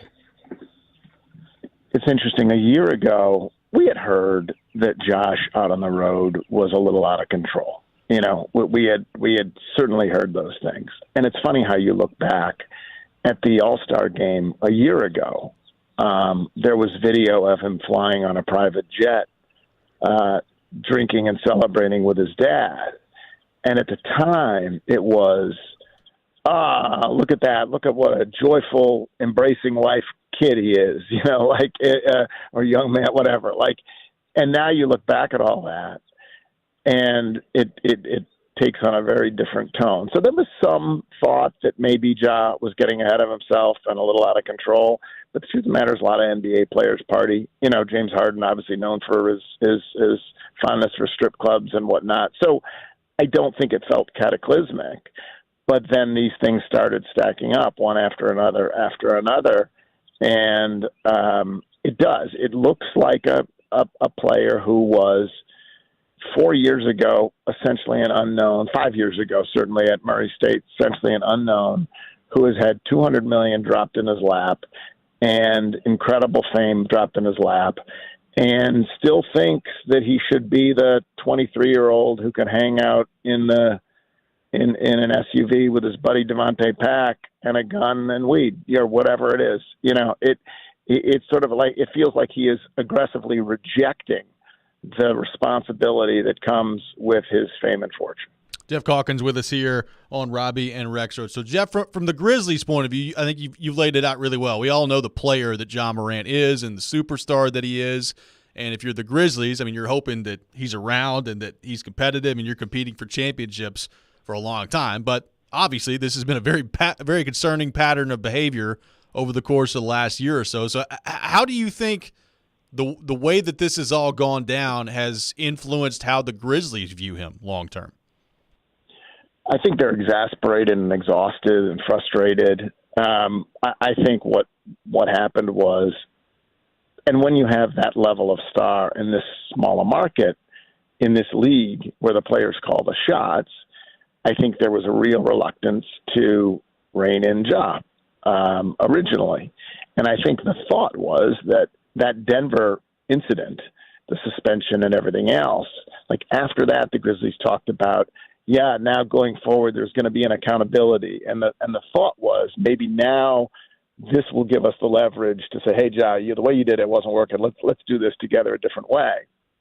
And so they were hopeful that would take, and then they get rid of Dylan Brooks, or it's very clear they're going to get rid of Dylan Brooks, and let's move ahead, put all this drama of the past season behind us, and we can resume our bright future. And then this happens. I think there's enormous frustration. I think it feels like, like Ja lied to them or spit in their face, or having said all of that, occasionally you hear, well, is it time to move on without Ja? No, you can't replace the talent. And there is, there's no reason to trade Ja for pennies on the dollar, which is all you would get now. And so their futures are still lashed together. He's still under contract for a substantial contract. And, but I think there's a real sense of frustration with what has happened. Talking to Jeff Calkins, one of the best columnists writing sports for a long time in this country. And, Jeff, your most recent column on this in the Daily Memphian, to read the headline, quote, "When Tennessee is awash in guns Is it fair to suspend Ja Morant, end quote. How do you put this in context of, a lot of people have brought up, you got representatives out here with their weird holiday cards, everybody holding an assault rifle. We got a gun fetish society or aspects of society. How do you put that in that context? Well, I mean, it's a simple answer why they're different, of course, right? Ja Morant works for an employer, the Grizzlies and the NBA, that has certain expectations, and they don't want him waving the gun around. Whereas the representatives who pose in Christmas cards with heavy armaments, they're elected by voters who apparently are charmed by that. So at a basic level, it's easy, and there's no real hypocrisy or jarring juxtaposition of those two. What I was struggling with was this, and I think Adam Silver sort of answered it last night. I was struggling with, okay, if we live in this country and in this state and this where you can have a gun and you don't need a permit to carry or anything else, what exactly did Ja do? He had a gun in his hand fleetingly for a second. I'm not at all excusing because I think it was idiocy, all of those things, all the things we've said before. But in terms of all right, now it comes punishment time. If you look at the NBA's history of punishments, discipline, if you're getting more than 20 games, it's for felonies, and it's for domestic violence that's proven, and it's for not being in a car and touching a gun, which is really, if you have to stop the video down to practically a single screen to be able to even see the gun. I'm one of these people who thinks we're a gun obsessed society, and that in that way, I guess Ja is just like a lot of America, and that he fetishizes guns and uses guns as a fashion accessory. I guess I struggled with whether the NBA would be able to really come down on him when he's just doing what so many Americans do. But I think last night when you heard Adam Silver talk about it, it didn't seem like he was going to struggle to come down hard on him, and it seemed like a heavy suspension is in the offing. Well, Jeff, we know you're really busy, and we appreciate so much the time to join us this morning. Great perspective as always, and really appreciate you being with us. It's always good to be on with both of you. Thanks. Absolutely. Jeff Calkins from the Daily Memphian, our guest here on Robby and Rexrode. We'll take your thoughts. 615-737-1025, our phone number, 615-737-1025. Coming up next, it is time for the Rex Rant with Joe Rexrode. You can check it out every morning at 7:45. We will do that next. This is Robby and Rexrode, 102.5, 106.3, The Game. We are your home for every big pass. Chase Elliott will pick up the stage 1 win. Big wreck. Joey Logano gets turned. He's hard into the inside wall. And big win. Kyle Busch has won here at the Talladega Superspeedway.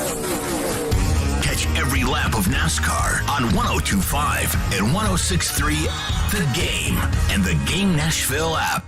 What's up, everybody? Michelle Knesvik here for Superbook Sports. Bring that big bet energy this summer with Superbook. I hope you listened to the Superbook read I had for you yesterday. I told you to take the Nuggets minus the 6. They covered that spread, won by 8 last night in Denver. Tonight up for the Eastern Conference Finals, Game 1. You got the Heat and the Celtics. Celtics open up an 8-point favorite.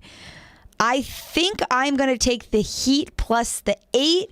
I think the Celtics will win tonight, but I think the Heat make it a little bit closer. Celtics win by about 5 or 6 points. Superbook is the most trusted name in sports betting, and right now, if you use the promo code THEGAME to score up to $250 with their first bet bonus, win or lose, they will match your first bet up to $250 with the promo code THEGAME. How can you forget it? It's the name of our radio station, THEGAME. Simply visit superbook.com for terms and conditions, or download the Superbook Tennessee app in app stores. Enter the promo code THEGAME, and you'll get $250 courtesy of Superbook Sports. Gambling problem? Call 1-800-889-9789. The team at Mercedes-Benz of Music City have done it again. Here's Edwin Vickery to explain. 4-time recipient of Best of the Best. Less than 10% of the dealers in the country receive this award. How did you do it? We say culture eats strategy for lunch, because we can strategize all we want, but unless you have the right culture and chemistry in the dealership, it will not work. Live the dream at Mercedes-Benz of Music City, mbofmc.com. Want to enter the construction field as a career? Make good money and finish with no debt and earn while you learn. Average starting salary over $18 an hour. First year of college averages $10,000. 4 years of our Construction Trades Academy, a total of $800 to $9,600. Applications are open with first-year scholarships available. CTANash.com. ABC Greater Tennessee Construction Trades Academy. Apply today. CTANash.com. Hey y'all, it's Caroline Fenton, and I want to tell you about my friends over at 312 Pizza Company. 312 Pizza is my favorite place in town. It's family-owned and operated, bringing you a slice of Chicago to Nashville. 312 Pizza Company specializes in deep dish pizza, thin crust pizza, and all things Chicago style, always made from scratch using secret family recipes passed down generation to generation. 312 Pizza is open every day except for Tuesday and is located in Germantown with dine-in, takeout, and curbside available. Call 615-730-7888 or head to 312pizzaco.com to order. 312 Pizza Company, Nashville's authentic Chicago pizzeria. O'Reilly. Get your vehicle ready for spring during Clean Car Month at O'Reilly Auto Parts. Pro X1 exterior cleaning and detailing products provide professional results and show quality shine for your vehicle. Right now, pick up Pro X1 Snow Foam Car Wash 2 for just $15. See store for details. Pro X1 exclusively at your local O'Reilly Auto Parts or O'ReillyAuto.com. O'Reilly Auto Parts.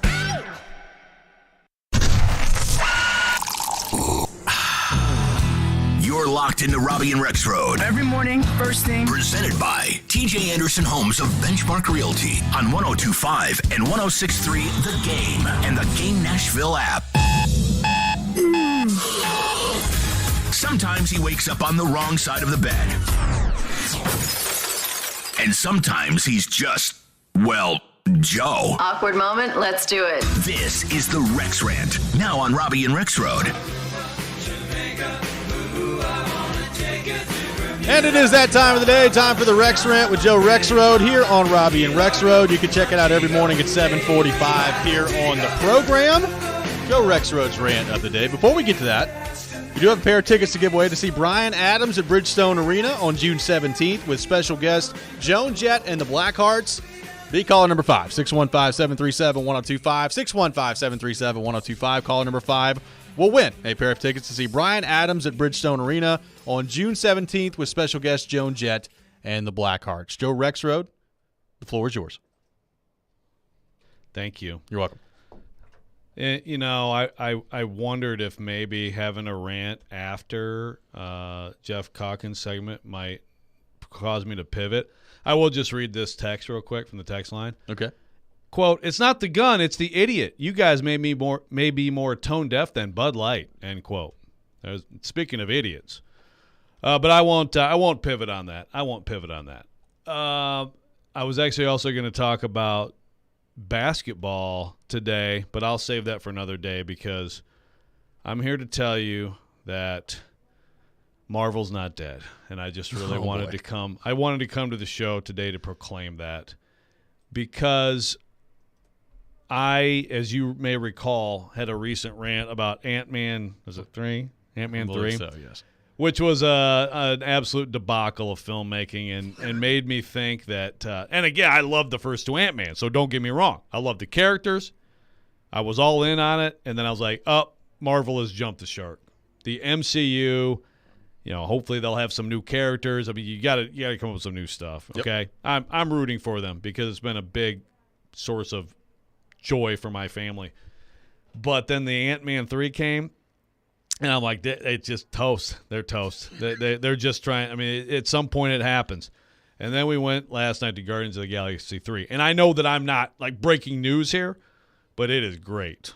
It is a great movie, and I'm so excited to be able to sit down and watch a Marvel movie that actually does not disappoint because it's been a long time since Endgame. I mean, Endgame is one of the great theater experiences of my life. It's been a while. It's been a rough go here. The Spider-Mans are still pretty good. I like the Spider-Man. Yeah, it's been very disappointing since Endgame. I actually had and I've not seen the new Guardians yet, so it's good to know that it's good. Looking forward to checking it out. I made the comment a few weeks ago that Probably ought to have stopped after Endgame and just let it be dead at that point. But, some of the ones that they come out with, like the most recent Thor, I finally saw it. It is so bad. It's just absolutely terrible. Yep, it was bad. Yeah, that was bad. Yeah, and that's the thing. It's like if you I understand you have some great characters you want to and I'm not against continuing the stories, but they got to be good. I mean, there's a standard you've set. And they went for a long time where really they hit at least some, like the floor was high. Yeah. The floor was high. And they've hit the floor a few times and it's been low. It's not quite DC low, but it's low. But this one actually was really, really good. Two things about it. There is some animal stuff in it that I know for one of my kids was like very upsetting. So I think I should put that out there for people. And also, the soundtrack might be the greatest soundtrack. And obviously, the Guardians movies are great, but they have expanded now to different decades. I mean, the fact that they came with the replacements I Will Dare for the last song was like, okay, so these people are inside my brain when they made this movie. But I just want to thank Marvel for creating a good movie because I wasn't sure it was going to happen again. Are you going to go watch the Flash DC movie that comes out later this summer where I think Ben Affleck, at least to some regard, has reprised his role as Batman? Does that excite you later this summer? No. I mean, the thing is, I still watch those two, but man, they're pretty bad. I don't even watch them. Yeah, it's one of those. It's kind of been an obligation. Superhero movies have been an obligation for me for really a long time now. I mean, you're talking. A long time, not quite 2 decades, but a long time. So I've gotten in the habit of I'll check it out. Like the new Batman was actually good. I liked it with Robert Pattinson. Yeah, I still haven't seen it. I need to check it out. That was actually. I saw that movie, guys. Okay. Wow. And you thought? Well, it's the only superhero movie I've seen. Okay. Only one? Just as a movie on its own, though. It was good. I think it was a little too long. It was long. A little, probably like 30 minutes too long. Yeah, and that's the thing. Guardians, 2.5 hours. Mm-hmm. I mean, that's another problem. Yeah, but that one was at least like watchable. Most of DC stuff is not. Well, apparently Ben Affleck and Michael Keaton. Good Lord, Michael Keaton are both Batman in this upcoming film. Yeah, so basically they took the Fire idea me up. because obviously the last Spider-Man, yes. I liked that. That was cool. Bringing back Tobey Maguire and everything. So basically DC's like, let's. It's not a big reveal. How many years has it been? It's been a few. No, I'm okay, right? Well, they didn't hide that fact in the original part of it anyway. So yeah. Okay, man, you're making me.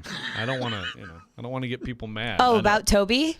Yeah, that was a known fact. Yeah. So basically DC's like, let's bring back Michael Keaton. Yeah. I mean, I love Michael Keaton, but if you're going to bring back Michael Keaton, can you not soil the screen with Ben Affleck? If you're going to bring him back, then what? Can we get rid of Ben Affleck? I knew we'd get there he was good point. at He was good as Phil Knight. Okay, but here's the thing.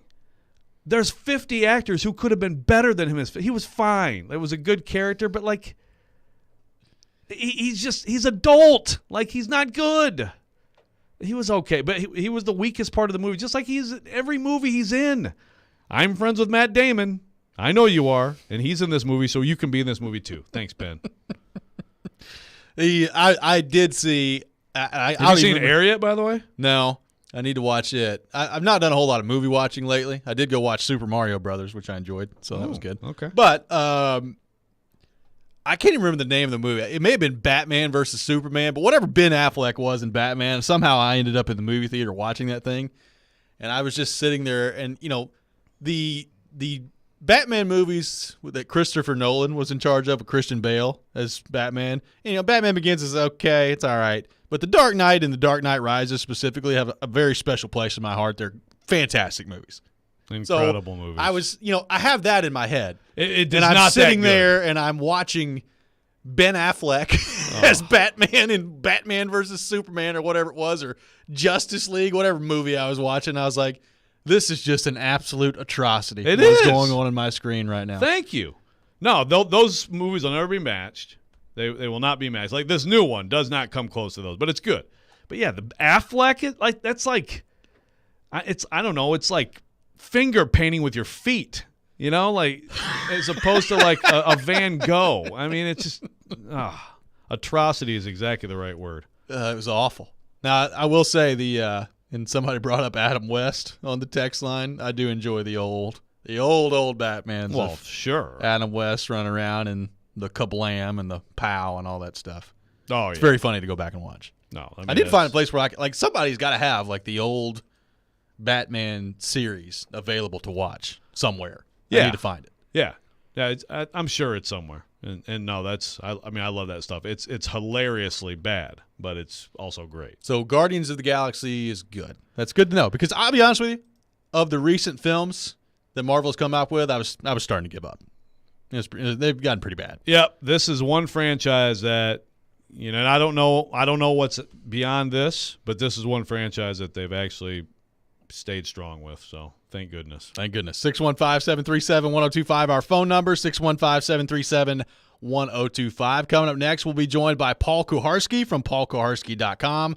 We'll get his thoughts on the Titans. Looking forward to that conversation next. Make sure you tune in for Nashville Sounds Baseball tonight at 5:35 on 94.9 The Fan. Sounds taking on the Durham Bulls, the AAA affiliate of the Tampa Bay Rays. Sounds Baseball on 94.9 The Fan, presented by 312 Pizza, Farm Bureau Health Plans, and Family Leisure. This is Robby and Rexrode, 102.5, 106.3 The Game. Every day we are live and local. Are you going to pay $20.2 million for someone who's struggling this much to stay healthy? And your source for Nashville sports. The players got to play better, and they're the ones actually out on the court, and they got to execute. We are Nashville's best sports talk. 102.5 and 106.3 The Game and the Game Nashville app. ElectronicExpress.com. We make it happen. Real estate investors, listen up. D&M Development announces the pre-sale of Nashville's only non-owner occupied short-term rental resort community. The New Cumberland is perfectly located between Germantown and East Nashville, with amazing views of the city and the Cumberland River. The New Cumberland is a resort-style community featuring community pools, spacious kitchens, 4 bedrooms, and 4 baths. D&M Development is releasing 16 units in their Phase 1. Available now. Go to thenewcumberland.com for information. That's thenewcumberland.com.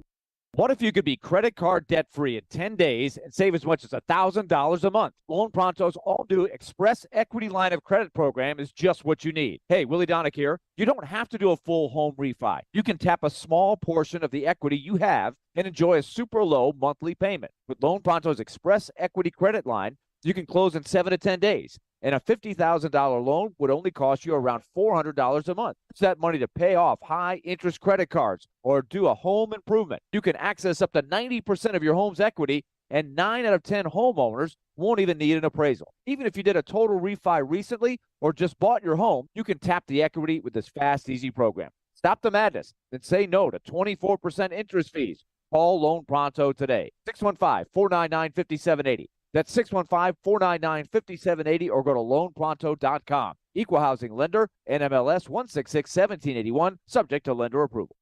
Finding great people to hire is like trying to find a needle in a haystack. It's pretty difficult, right? Well, ZipRecruiter has mastered finding a needle in a haystack, so they take it to the next level.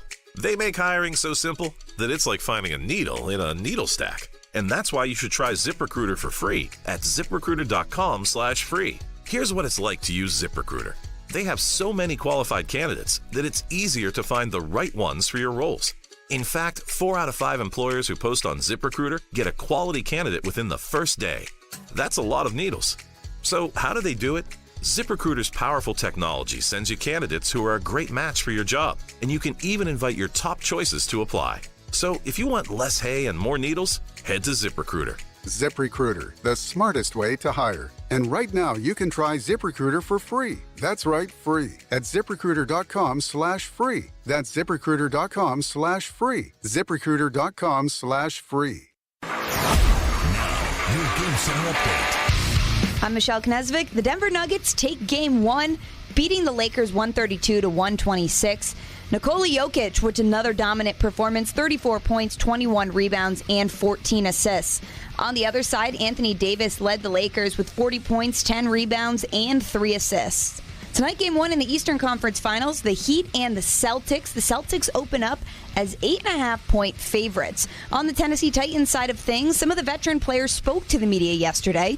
Traylon Burks spoke on this offseason compared to last. I would just speak for myself, honestly. It just gives you confidence because you've already been in it. I got thrown into the fire, and, I like being thrown into the fire, honestly, because it just makes you decide who you are, what kind of player you're going to be, and it just makes it easier on me now because I can just concentrate on the things that I know that can make me better and not worry about the stuff in the past. Game 1 tonight in the East with the Panthers and the Hurricanes. That game is slated for 7 p.m.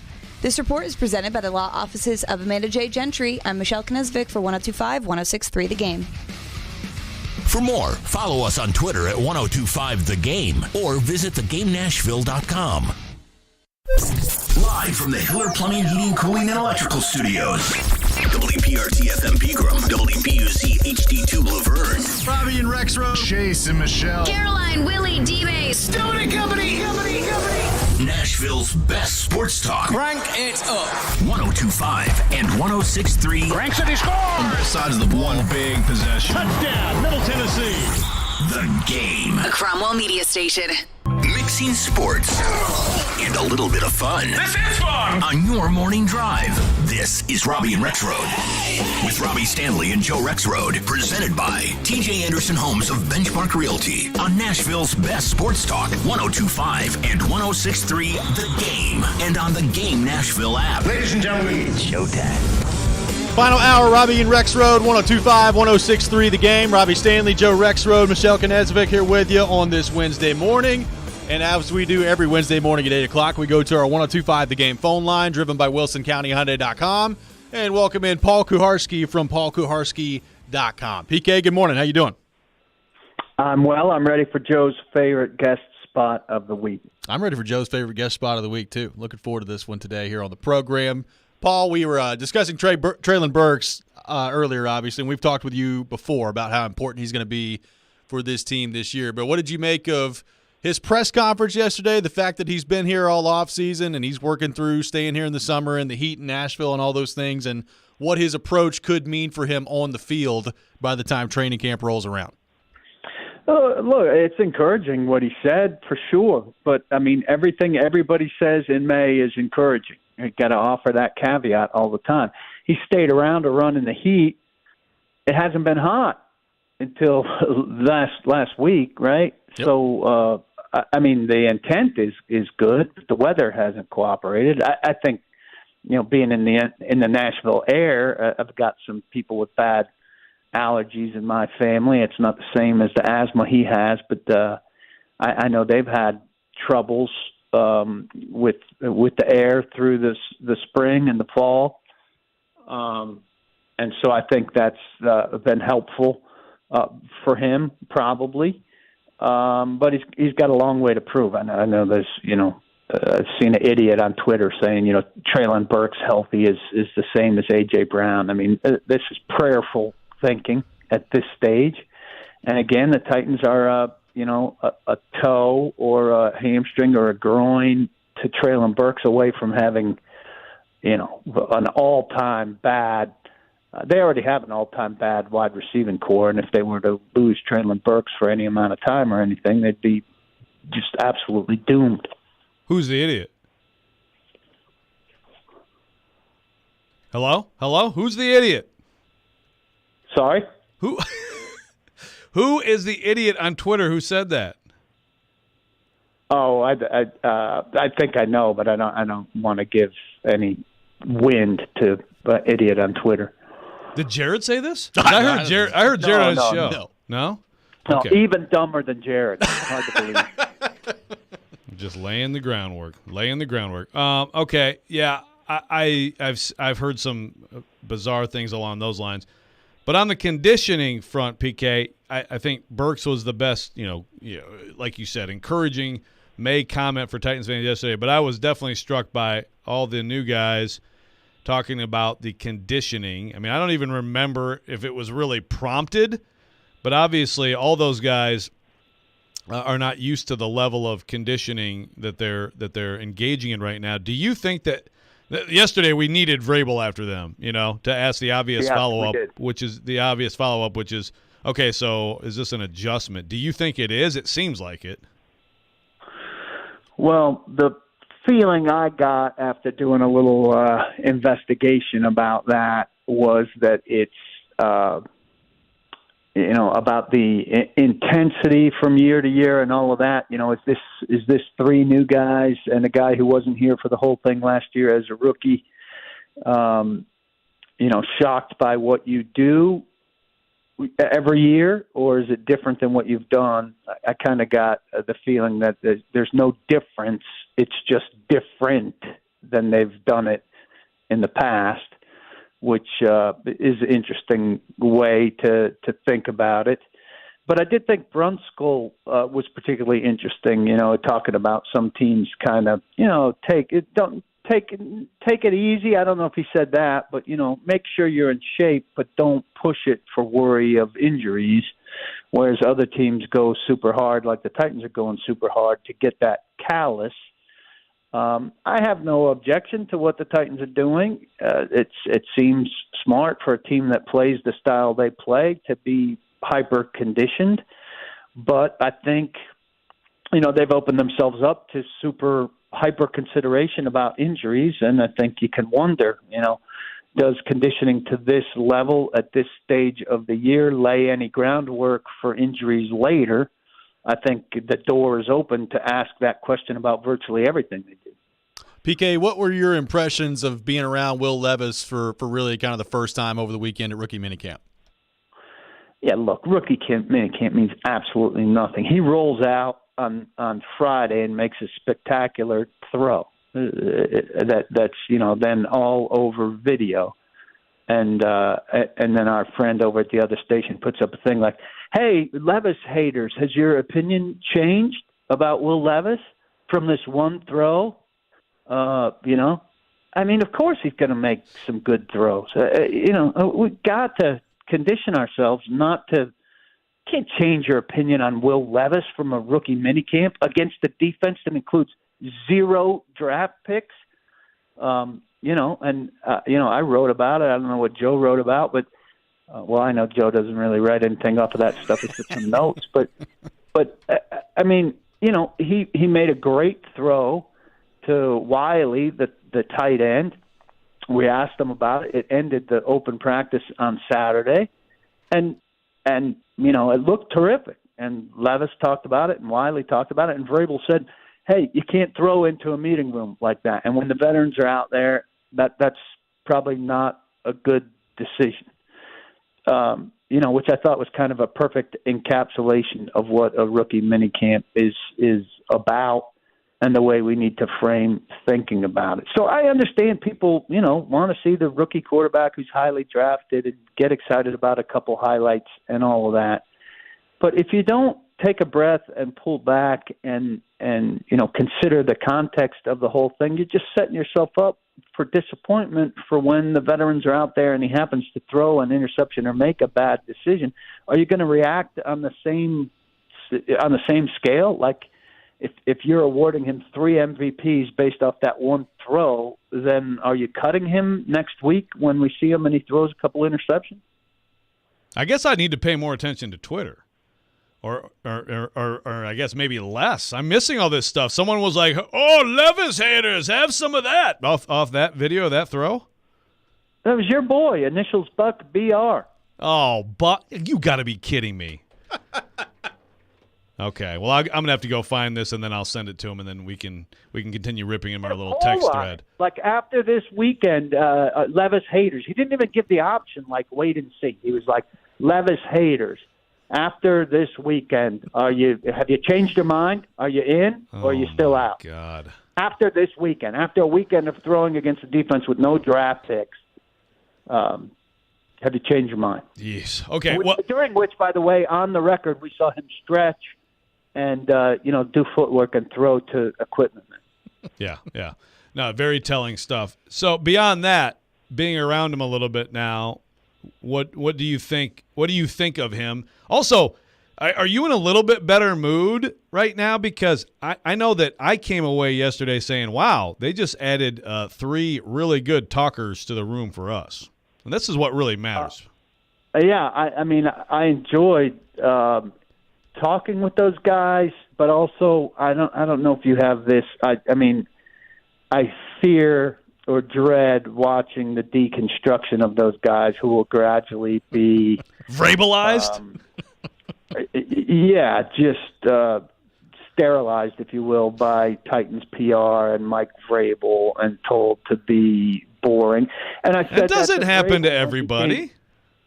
When Vrabel came in, what did he come in after the rookie minicamp? And he was like, "How was that?" And I said, "Oh, Colton Dowell was interesting. You would have hated it." Paul Kaharski from paulkaharski.com with us here on Robby and Rexrode. So, PK, a lot of people have, made a lot of the schedule release over the last week, a couple of primetime games for the Tennessee Titans. What do you make of the way that schedule shapes up, a tough first 6 weeks, and then on paper at least, like the back part of the schedule, looks like some winnable football games for the Tennessee Titans. What did you make of the way that all shaked out? Well, the single biggest development on the schedule release came out yesterday or the day before, where they solidified the opening game of the preseason at Chicago, which is the afternoon after Springsteen plays Wrigley. That's right. So I mean, big weekend for you. Making that trip to Chicago for a preseason game, which I never otherwise would make. Even talked to the travel sponsor and buttered him up for like, hey, we should go together to this. And he's like, hey, I've never seen Springsteen. That sounds like a good idea. Oh yeah. Shout out to Brymac. So, I mean, I think the schedule, they've got that huge period where they're not home at all except for the Atlanta game, including the home trip to London, where Joe will tweet as if he's in London. You better believe it. And but then finish at home. Look, nobody on the schedule. I don't look at the schedule and think automatic loss to anybody except Cincinnati, and I don't look at the schedule and think automatic win against anybody. So I think that makes for an intriguing season. I don't know really what they have. I know what they don't have. So we'll see how they overcome that. But they certainly did a good job avoiding San Francisco, Buffalo, and Kansas City by coming in second, and that's favorable for them. But some of these teams, Miami could be pretty good. Baltimore might be good. Chargers might be good, but drawing the NFC South is very favorable. I don't think any of those teams are going to emerge as anything special, and the division remains crappy. So there's opportunity for them to be, I think, better than they are in terms of roster. PK, we've talked a lot this week about Derrick Henry, of course. You got to play the hits, especially in May. But your expectation for Derrick Henry, do you think this is his last year with the Titans? And do you think that last year's production, as hard as it was to watch at times, but the final production given the offensive line means that there could be a significant uptick if the offensive line is significantly better? Well, I don't know that you need an uptick. What did he have, 1,500, 1,600 yards? Yep. I mean, yards per carry, an uptick would be good to get him back to, like, supreme Derrick Henry. We saw him get caught from behind a couple times, so I don't know if he's going to have many 75-yard runs anymore, but you'll take 25-yard runs.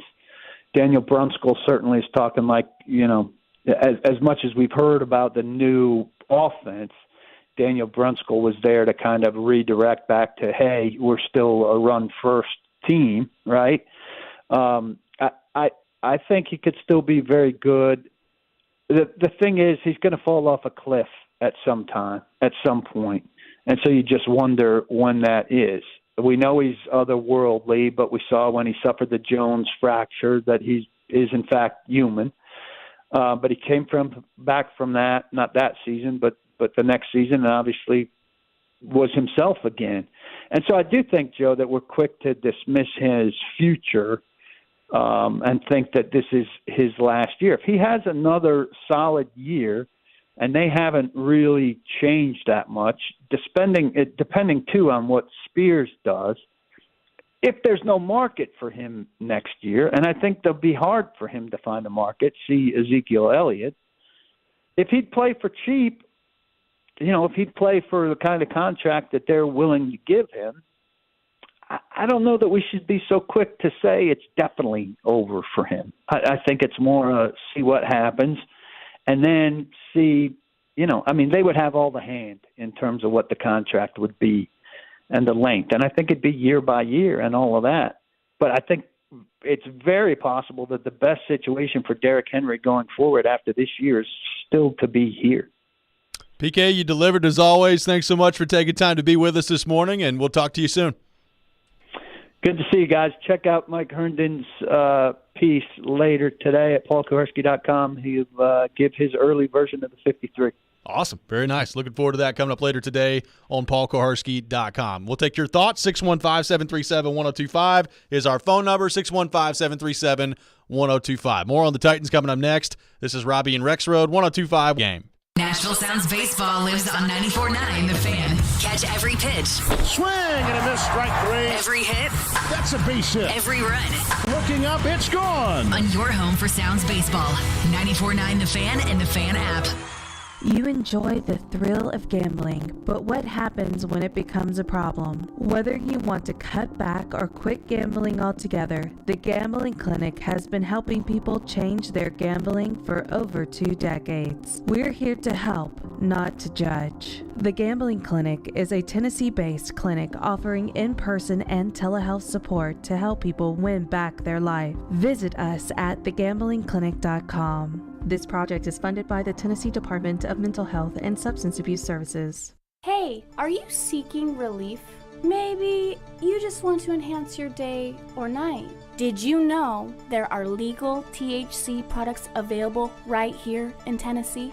Yeah, really. You can have legal THC products shipped directly to the comfort of your home. Yes, comfort in cannabis is only a website away. Visit greentreescompany.com. That's Green Trees with a Z, and change your life today. Do I need Medicare when I turn 65, or can I wait? With more than 70 years of experience helping Tennesseans, Farm Bureau Health Plans can answer all your questions about Medicare. Part A, B, C, D, it's all alphabet soup to me. So if you're looking for an affordable way to cover the gaps left by Medicare or protection from the high cost of prescription drugs, you can plan on us to make it easy. Find out more at fbhp.com. Farm Bureau Health Plans. Plan on us. Nashville's best deal of the week is Bavarian Beer House at Opry Mills. Bavarian Beer House, Nashville's only authentic German beer hall, is full of fun, food, music, and most importantly, beer. Enjoy traditional German bratwurst, schnitzel, giant pretzels, and more in an Oktoberfest-inspired space. Visit BeerHouseNashville.com for their live music schedule. Get a $50 gift card for half off right now at theGameNashville.com/deals while supplies last. Prescriptions require an online consultation with a healthcare provider who will determine if appropriate. Restrictions apply. See website for details and important safety information. Subscription required. Price varies based on product and subscription plan. Hey guys, did you know there's a generic form of Viagra that works just the same, but is 95% cheaper? And you can get it online? Just go to 4hims.com/joy. Through Hims, you'll get a free medical consultation, discreet shipping if prescribed, a 100% online process, and trusted generic alternatives to the name brands at up to 95% off. That's right, get generic for Viagra, the same active ingredient as brand name Viagra, but for 95% less. It's the same medication, still prescribed by a licensed medical provider, but with zero copay, no expensive appointments, and no awkward face-to-face conversations. To start your free online visit, you need to go to this exclusive address, 4hims.com/joy. That's 4hims.com/joy for your free online visit. FORHIMS.com/JOY. We try to stay cool by being on social media. I'm with it. I'm hip. Follow us on Twitter at 1025thegame and on Instagram at 1025thegame Nashville. Hey! Oh yeah, and like us on Facebook too. You're listening to Robby and Rexrode. It's part of this nutritious breakfast. Presented by TJ Anderson Homes of Benchmark Realty on 102.5 and 106.3 The Game and the Game Nashville app.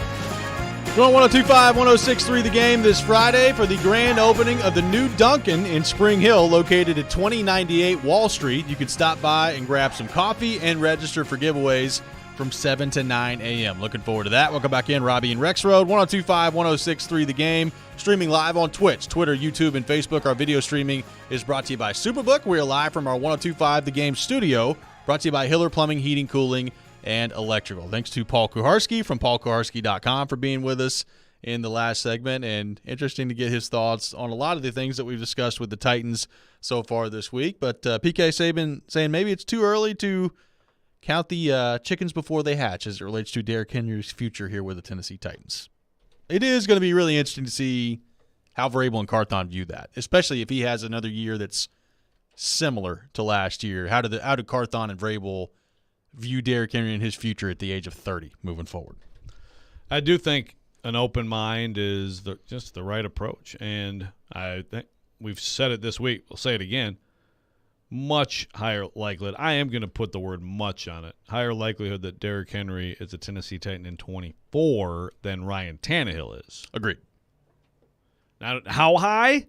Much higher doesn't necessarily mean high, but to me it's very, very close to zero on the Tannehill front. What do you think of what PK opinion had to say on the receiver front of it's already an all-time bad group of receivers?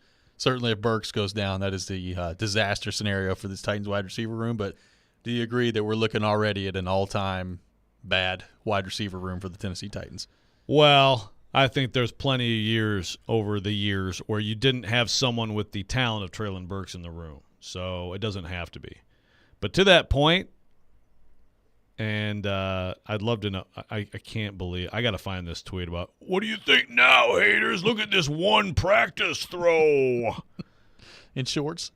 Yeah, but but it's something I did hear, and I was almost slapped in the face with it yesterday while driving, was Jared saying, and he's kind of done this, he could still be as good as A.J. Brown. He's as talented. He said, I want to make sure I have this right. I think I have this right. That Treylon Burks or A.J. Brown is more explosive than Treylon Burks. Okay. But Treylon Burks is more dynamic than A.J. Brown. What does that mean? What? What does that mean? Like, please explain that. I don't know. He's more explosive, but this guy's more dynamic. Is he like he's like a superhero? Can he have X-ray vision? Like, what does that mean? He's not as good as A.J. Brown. Now, I'm not going to rule anything out as a possibility.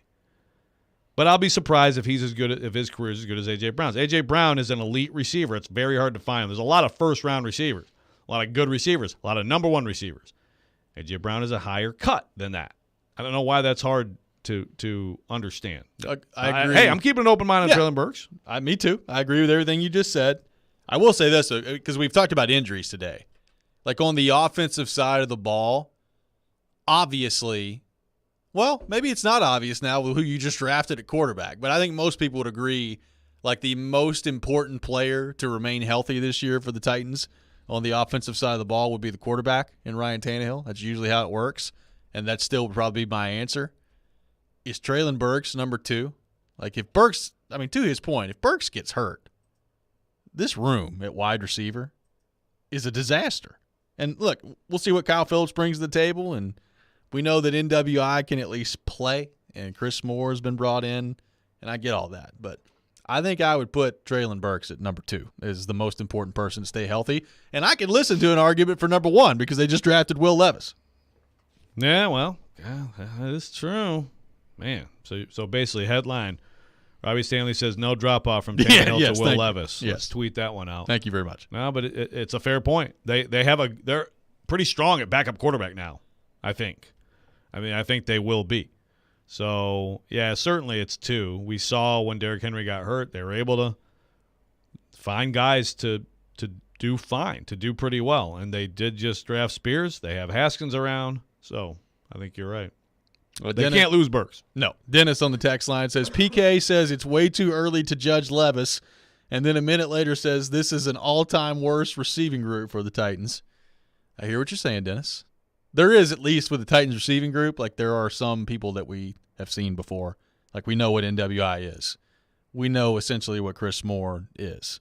Now, your boy Racing McMath, we'll see what happens at training camp this year.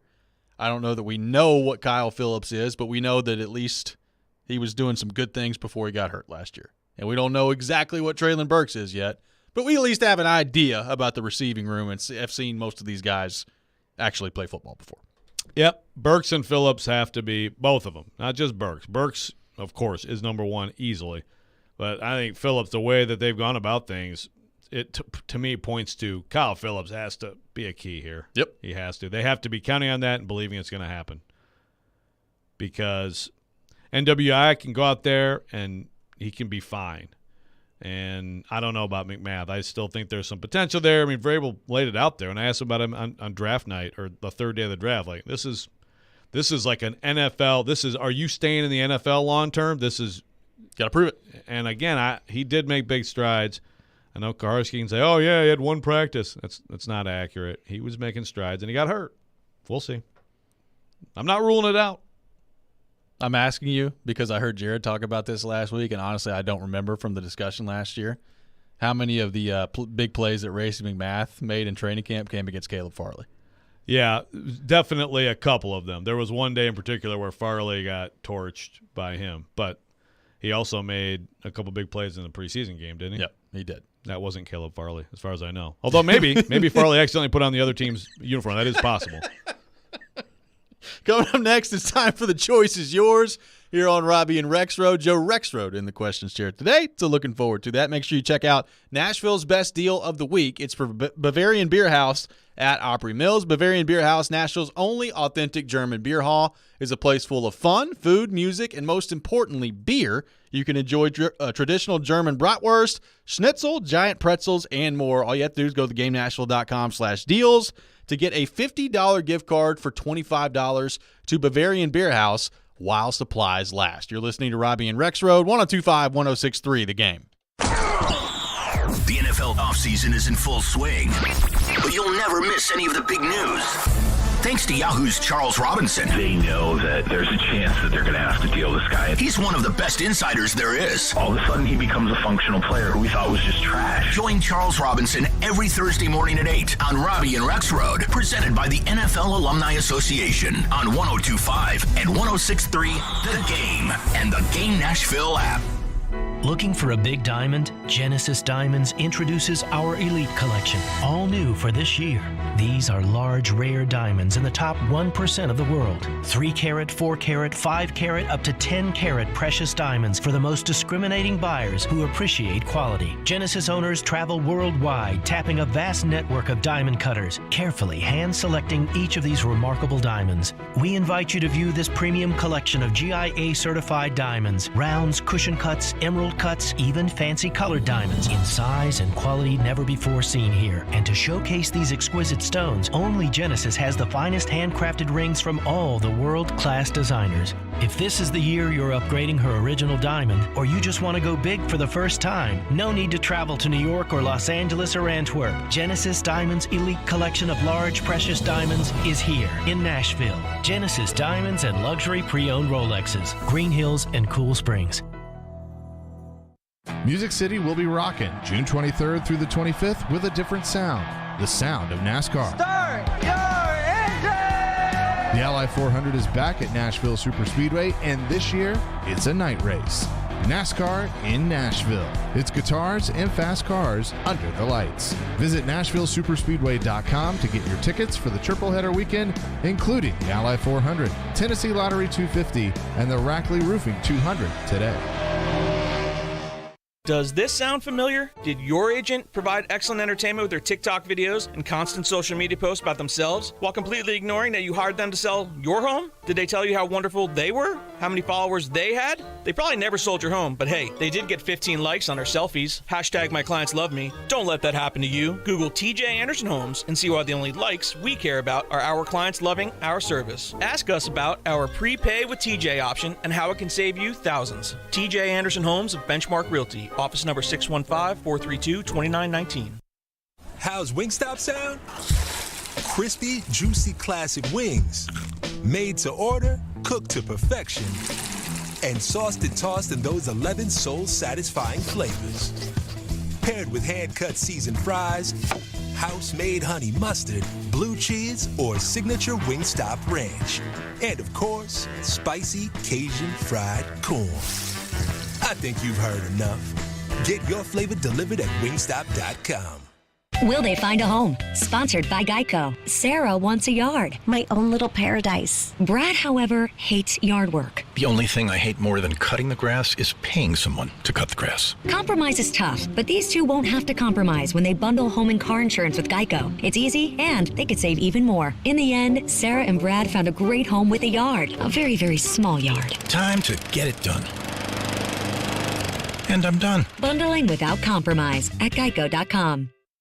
They're homegrown in Nashville, discussing the biggest topics in the SEC. The fans are going to want the rivalries to stick around. They've lost to Alabama every year. The NFL. What if all the top three quarterbacks went 1, 2, 3? You've got to draft your guy at 2. And anything in between. From thinking we know everything to then forgetting about everything we thought we knew the day before. They're Jonathan Hutton and Chad Withrow on Outkick's Hot Mic. Out of the gates, ready to go. Weekdays from 2 to 5 on 94.9 The Fan and The Fan app.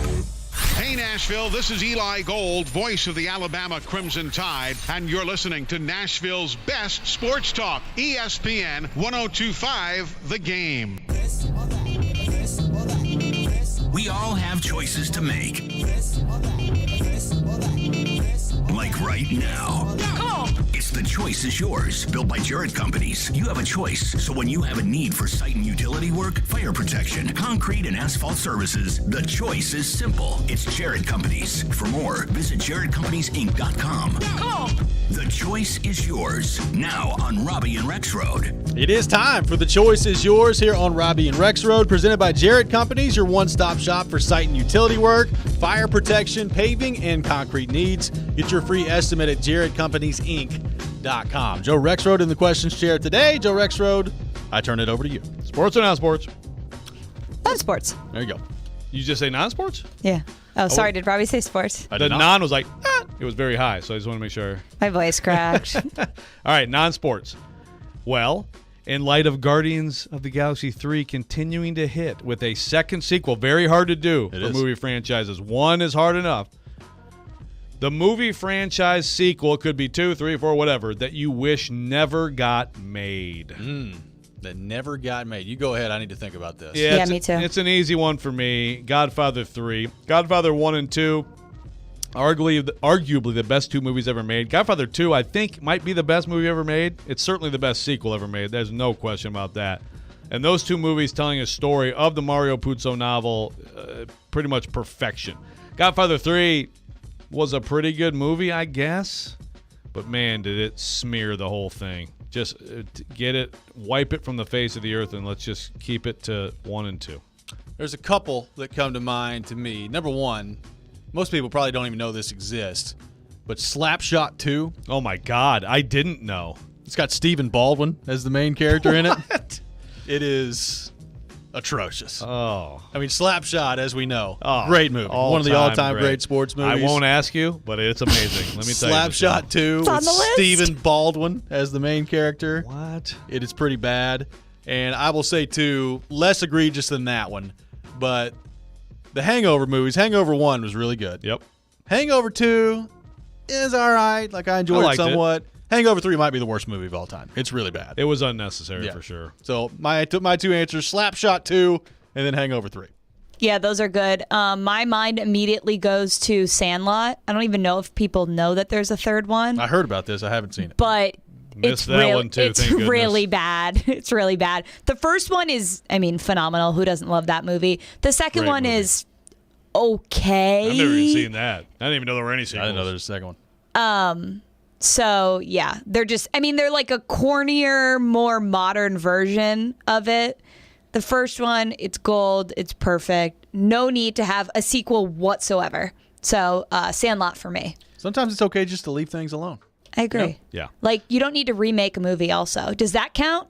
Because there's some bad ones. That could be another category someday. But yeah, there's a lot of bad ones there too. Caddyshack 2, there's a total turd in the punch bowl as well, by the way.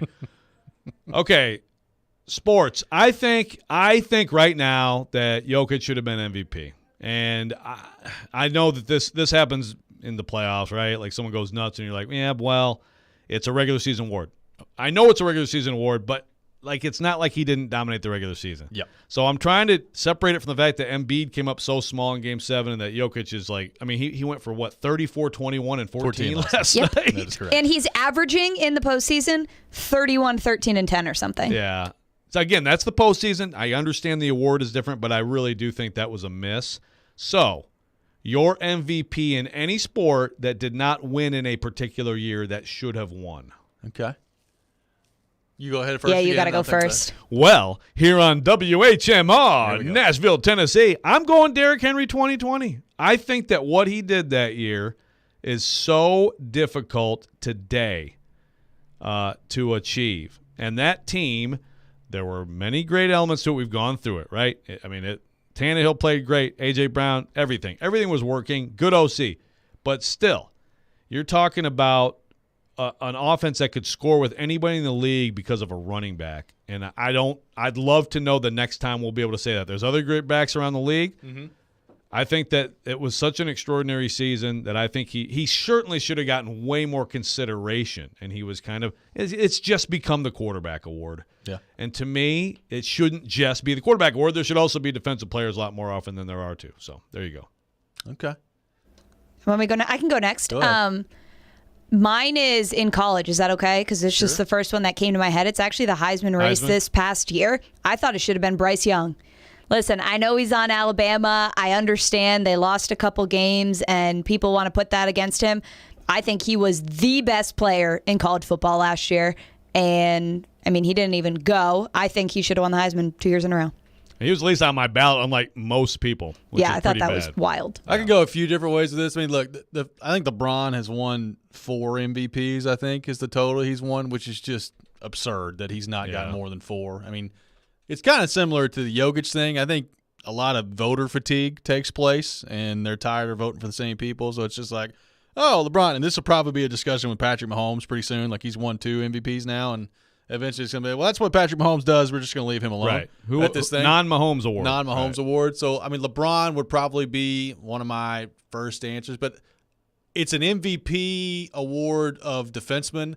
Shea Weber got absolutely jobbed one time by Nicholas Lidstrom, and it was basically because Nicholas Lidstrom, everybody thought he was retiring, and that's why he won the Norris Trophy. Shea Weber was head and shoulders better than Nicholas Lidstrom that year, and it was not even all that close. So that one sticks out to me. Yeah. LeBron's my real answer. It's just like your opinion, man. No, you're not wrong. Okay, non-sports. Okay, you have to. I'll go first with this too because you have to think about it for a minute. Okay. So most vegetables I love in any form. So for example, some people hate cooked carrots. I like carrots out of the bag, and I like mini carrots, and I love cooked carrots. Okay, yeah. Most vegetables I love in any form. But some vegetables are very different in one form than another. So the vegetable that to you is amazing in a particular form but bad in another, if there is one. Okay. I have one. If you just hate vegetables, okay, go for it. Just because you said that, and I've been told that this is absurd that I act this way with a certain vegetable, which is carrots. I don't like the little mini ones, the circular mini ones. Yeah. I think they taste 10 times better when they're in the square sticks. Like you get at a restaurant with chicken wings. When they're cut like squares. Listen, wow. I don't know why. There's a take. People are going to say I'm crazy for saying this. They're both raw, whatever. I like them. I feel like when they're in the little like cylinder things, then they're like extra like watery, but just the sticks from the restaurant. And Yeah, that's fine. According to Michelle, shapes have flavors. Yes. I learned a new thing today on the show. Yeah, I knew this was coming. I'm thinking. You go ahead. All right. So for me, and this is because I just had it for the first time in the form I'm not used to. Yeah. So like, for example, so on this diet that some of us here at the station are doing that we'll be talking about soon. Yes. You know, I eat collard greens like every day, and I love them. But I also love Southern food in general. One of my favorite things is fried okra. Yeah. I love fried okra. So I tried like regular canned okra. Holy Lord, is it terrible? I had no idea. I can't say I've ever tried it. I mean, I know some people be like, yeah, great, you can deep fry anything and it's better. But that's not true. Actually, most vegetables, I've been to like a place where they deep fry carrots and beans. So like, no, I'll take the actual form of it, the normal form. Regular okra, garbage. Fried okra, amazing. You know what? I got a random answer for you. And I don't know that the taste is overly different, but just the way I feel eating it is different. For some reason, like if you've got corn that's not on the cob, I'm like, okay, whatever. But corn on the cob, I will mash all day long, baby. Especially off the grill. It's much better. It's much better. Like, I like it in all forms, but I agree. Corn on the cob is by far the elite. Okay, same sort of theme as earlier with the movie. The end of career stop. The sequel, the final sequel for an athlete that you wish never happened. End of career stop. Example would be, Joe Namath with the Niners. Mm-hmm. Great. O.J. Simpson with the Niners. Those are two in the 70s. But does anything come to mind? I can go first. Wait, can you repeat the question?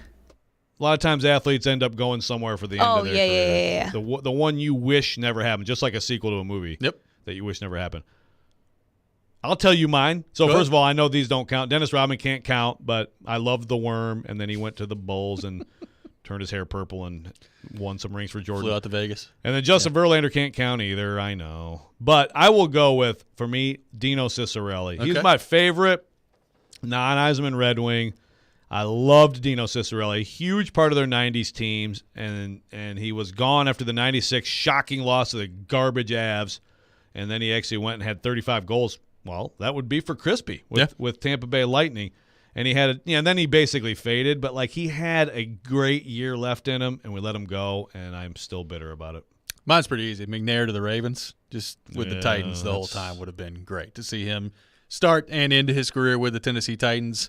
It's still every now and then I'll come across some old film of like him throwing touchdown passes on the Ravens. I'm like, man, does that look weird? So McNair, my answer. That's good. This is very hard, and I don't think I've ever not had an answer, but I'm really struggling right now.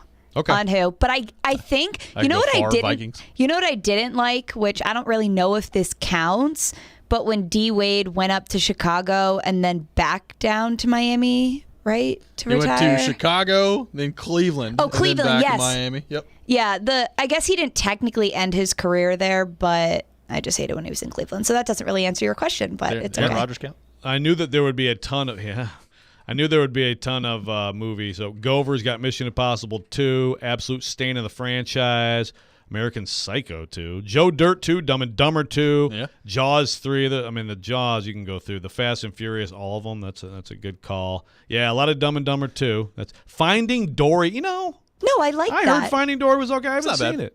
It's good. Dennis says Ellie Tolvanen with the Kraken, the athlete that he would choose. I said end of career, but yeah, I know it hurts. Oh man, it's good. Ryan from Chicago, says LeBron in pretty much every 2010 years. The correct answer. I can't believe Ryan from Chicago didn't put a text up there that was some Homer Chicago crap. Good job, Ryan.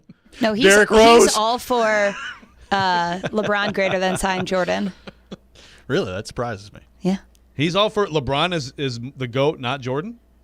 Times 25. Wow. You should see him and Junie talk about this discussion. It's terrifying. A surprising take. 615-737-1025, our phone number. 615-737-1025. We'll get back into the Titans, wrap up the show. Coming up next, more of your thoughts to get to as well on our text line, driven by WilsonCountyHyundai.com. You're listening to Robby and Rexrode, 102.5, 106.3 The Game. Every Wednesday at 8:30. Come on, Join Robby and Rexrode for The Choice is Yours. 2 sports questions, 2 non-sports questions. They'll answer a couple of questions about life and sports. The Choice is Yours is built by Jarrett Companies. You have a choice. So when you have a need for site and utility work, fire protection, concrete and asphalt services, the choice is simple. It's Jarrett Companies. For more, visit JarrettCompaniesInc.com. The Choice is Yours. Wednesdays at 8:30 on 102.5 and 106.3 The Game and the Game Nashville app.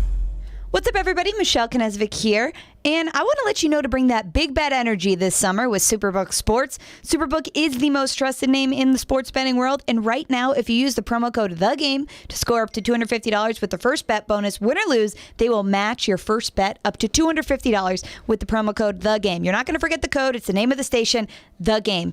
And listen, I hope you listened to the prop bet I gave you yesterday. I said to take the Nuggets minus the 6. They covered that, and tonight, I'm looking at the Miami +8. I like the underdogs in the Miami Heat tonight against the Celtics in Game 1 of the Eastern Conference Finals. So I like Miami +8. I think the Celtics will win outright tonight, though. Simply visit Superbook.com for terms and conditions or download the Superbook Tennessee app in app stores. Enter the promo code THEGAME and you'll get $250 courtesy of Superbook Sports. Don't forget the promo code. And if you got a gambling problem, call 1-800-889-9789. Join the Nashville Area Chamber of Commerce on June 6th, 13th, 20th, and 27th for an exclusive look into what makes Nashville the IT city. Whether you're new to town or a Nashville native, Intro Nashville gives you the opportunity to become engaged and connected to our city's community. During this multi-day immersive program, you'll hear from over 20 community leaders and industry experts whose storytelling unlocks a comprehensive view of our city and region. Gain historical and economic perspective on Nashville while establishing relationships with local business leaders. Space is limited. Register now at intronash.com. Golfers, swing into Edwin Watts Golf Shops. We've been serving golfers since 1968. Let us help you find the hottest gear from bags, balls, shoes, and apparel. All in stock at the best prices. Come in and test drive the latest arrivals from Titleist, TaylorMade, Callaway, Ping, and more. While you're there, get custom fit by one of our golf experts. Edwin Watts Golf Shops, home of the 90-day satisfaction guarantee. Shop us in store or online at EdwinWattsGolfShops.com. Honey, what's an 8-letter word for difficult to explain? When we planned on retiring, we never planned on Medicare being so confusing. What's a 6-letter word for special skills or knowledge? Fortunately, Farm Bureau Health Plans is an expert on all things Medicare. With 75 years of helping Tennesseans, they helped us understand our Medicare options. Why are these things so complicated? Talk to your local representative or visit fbhp.com. Farm Bureau Health Plans. Plan on us. Progressive covers pets in our auto policy at no extra charge. Now, let's hear what your dog has to say. As a dog, I think Progressive's auto pet policies. Oh, what is that? That's just my tail. Weird. Anyway, Progressive protects. There it is again. See? This is why I need protection. I'm so distracted. Nope, that is still my tail. Progressive Auto Insurance covers pets for up to $1,000 in a car accident at no extra charge. And we think your dog would say that's great, too. Progressive Casualty Insurance Company and Affiliates. Coverage for cats and dogs included with the purchase of collision coverage and subject to policy terms. At Lowe's, we're always bringing pros more ways to save. Right now, get a Flex 24-volt half-inch drill driver kit for only $99. Was $179. That's a savings of $80. Plus, you'll always save big on job lot quantities when buying select building supplies in bulk. Lowe's knows savings. Lowe's knows pros. Valid from 3/20 to 7/20 while supplies last. U.S. only. Lowe's reserves the right to limit quantities. Discount taken at time of purchase. Yo, guys, a wrister. Score! Hey, big game coming up. The AHL affiliate of the Predators, the Milwaukee Admirals, with a lot of prospects, continue their playoff journey in Game 3 of the second round against the Texas Stars. Our coverage begins at 7 o'clock. On your home for Smashville, 102.5 and 106.3 The Game and the Game Nashville app. You're listening to Robby and Rexrode, presented by TJ Anderson Homes of Benchmark Realty on 102.5 and 106.3 The Game and the Game Nashville app. Join 102.5 The Game for the second annual Music City Celebrity Golf Tournament presented by Gary Force Acura, benefiting Souls for Souls, coming up on June the 7th at Hermitage Golf Course. You can put your team together and come play with athletes, musicians, and other local celebs to support a great cause and have loads of fun. Plus, you'll have the chance to win awesome prizes. You can sign up to play, sponsor, or donate at thegamenashville.com. /golf. Welcome back in, Robby and Rexrode, presented by TJ Anderson Homes of Benchmark Realty, helping home buyers and sellers in Middle Tennessee for 20 years. We got a few things going on here. No, Ryan from Chicago, I'm not wearing a toupee. I stand by this delicious, gorgeous lettuce. Let's start the rumor. Rexrode's wearing. But like David Spade at the end of Tommy Boy. Well, look, there's no mistaking that beautiful head of hair you got over there. I mean, this lettuce is real, baby. Kaharski totally embellished, man. Kaharski totally embellished, and I just called him out on Twitter. So he made it sound like little Bucky was like, "Oh, look at this, haters! What do you think now?" And actually, he just put up on Twitter like a poll, like and thank you to Caroline Fenton for initially sending this to me. It just said, Levis haters, what was your reaction to rookie minicamp? Like, you still like him or you don't, whatever. Okay, so I said, Kaharski, no, you made it sound, you embellished, and he says, this is Kaharski now. What did they see from rookie minicamp?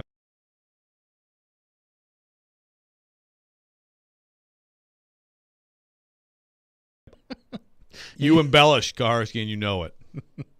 Anytime we can get you to do a Kaharski voice, I'm all for it. I got to remember to do that for him. He was very excited about the Springsteen concert prior to the Chicago Bears preseason game. I'm not going to lie.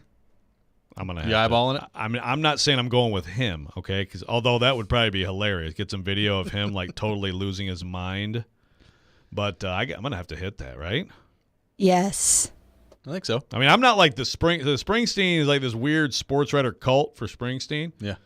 But he's good. He's all right. Well, let's not get into your classic rock, proclivities here. I'd rather watch him than the Beatles, that's for sure. Yeah.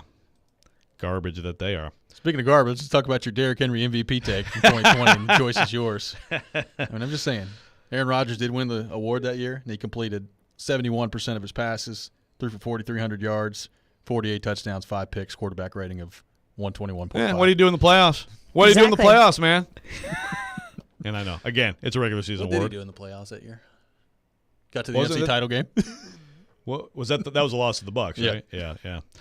Okay, fine. But I stand by Derrick Henry should have gotten more discussion because I don't remember who else they were talking about, but he wasn't like one of the 3 or 4 people talked about. No, it was – I mean, Rodgers, by the end of it, was pretty clear, but I'm trying to remember who he was Well, it was Mahomes, yeah, and it was Brady. Yeah. It isn't just a quarterback award, okay? Can we all agree with that? I would love to look at the odds right now. There's always odds of preseason, like MVP favorites. I would love to know how far down the list you got to go before you get to a non-quarterback. And the thing is, and this goes to I've already talked about my most infuriating Heisman year was the year that Ndamukong Suh absolutely was the best player in college football. Yep. And, it's just, you can't vote for a defensive player. But Aaron Donald, in recent years, Aaron Donald should have been in the 5-man discussion at least, right? Yes. And I think a year or two maybe he kind of was, but it's an afterthought. I mean, it's way too little respect is paid, really in all sports, to defense, even though it is half of the games. Or even other aspects of the offense. Like you said, I mean, Derrick Henry, in all seriousness, I mean, he did run for 2,000 yards that year in this league, in this era, which is really difficult to do. I get it. I don't know that we're ever going to get out of, at least anytime soon, the quarterbacks winning the MVP award. It just is what it is now. Oh, yeah. It's what it is. It's the best quarterback award. So, I mean. But that's the thing. It's not just – and you know what? If he ran for 2,000 yards, so Jamal Lewis had one of those years, right? Okay, if you run for 2,000 yards because it's just this grinding offense and it's all your offense. To me, the fact that he ran for that and fed an offense that was elite in the league also means more. It just means more. It just means more. Mike on the text line says, when you guys mention lettuce in terms of hair, I hear let us pray. Thank you guys for taking rabbit food and turning it into content. Y'all are awesome. That's what we do on this program. Rexrode wears a toupee. You can turn anything into content.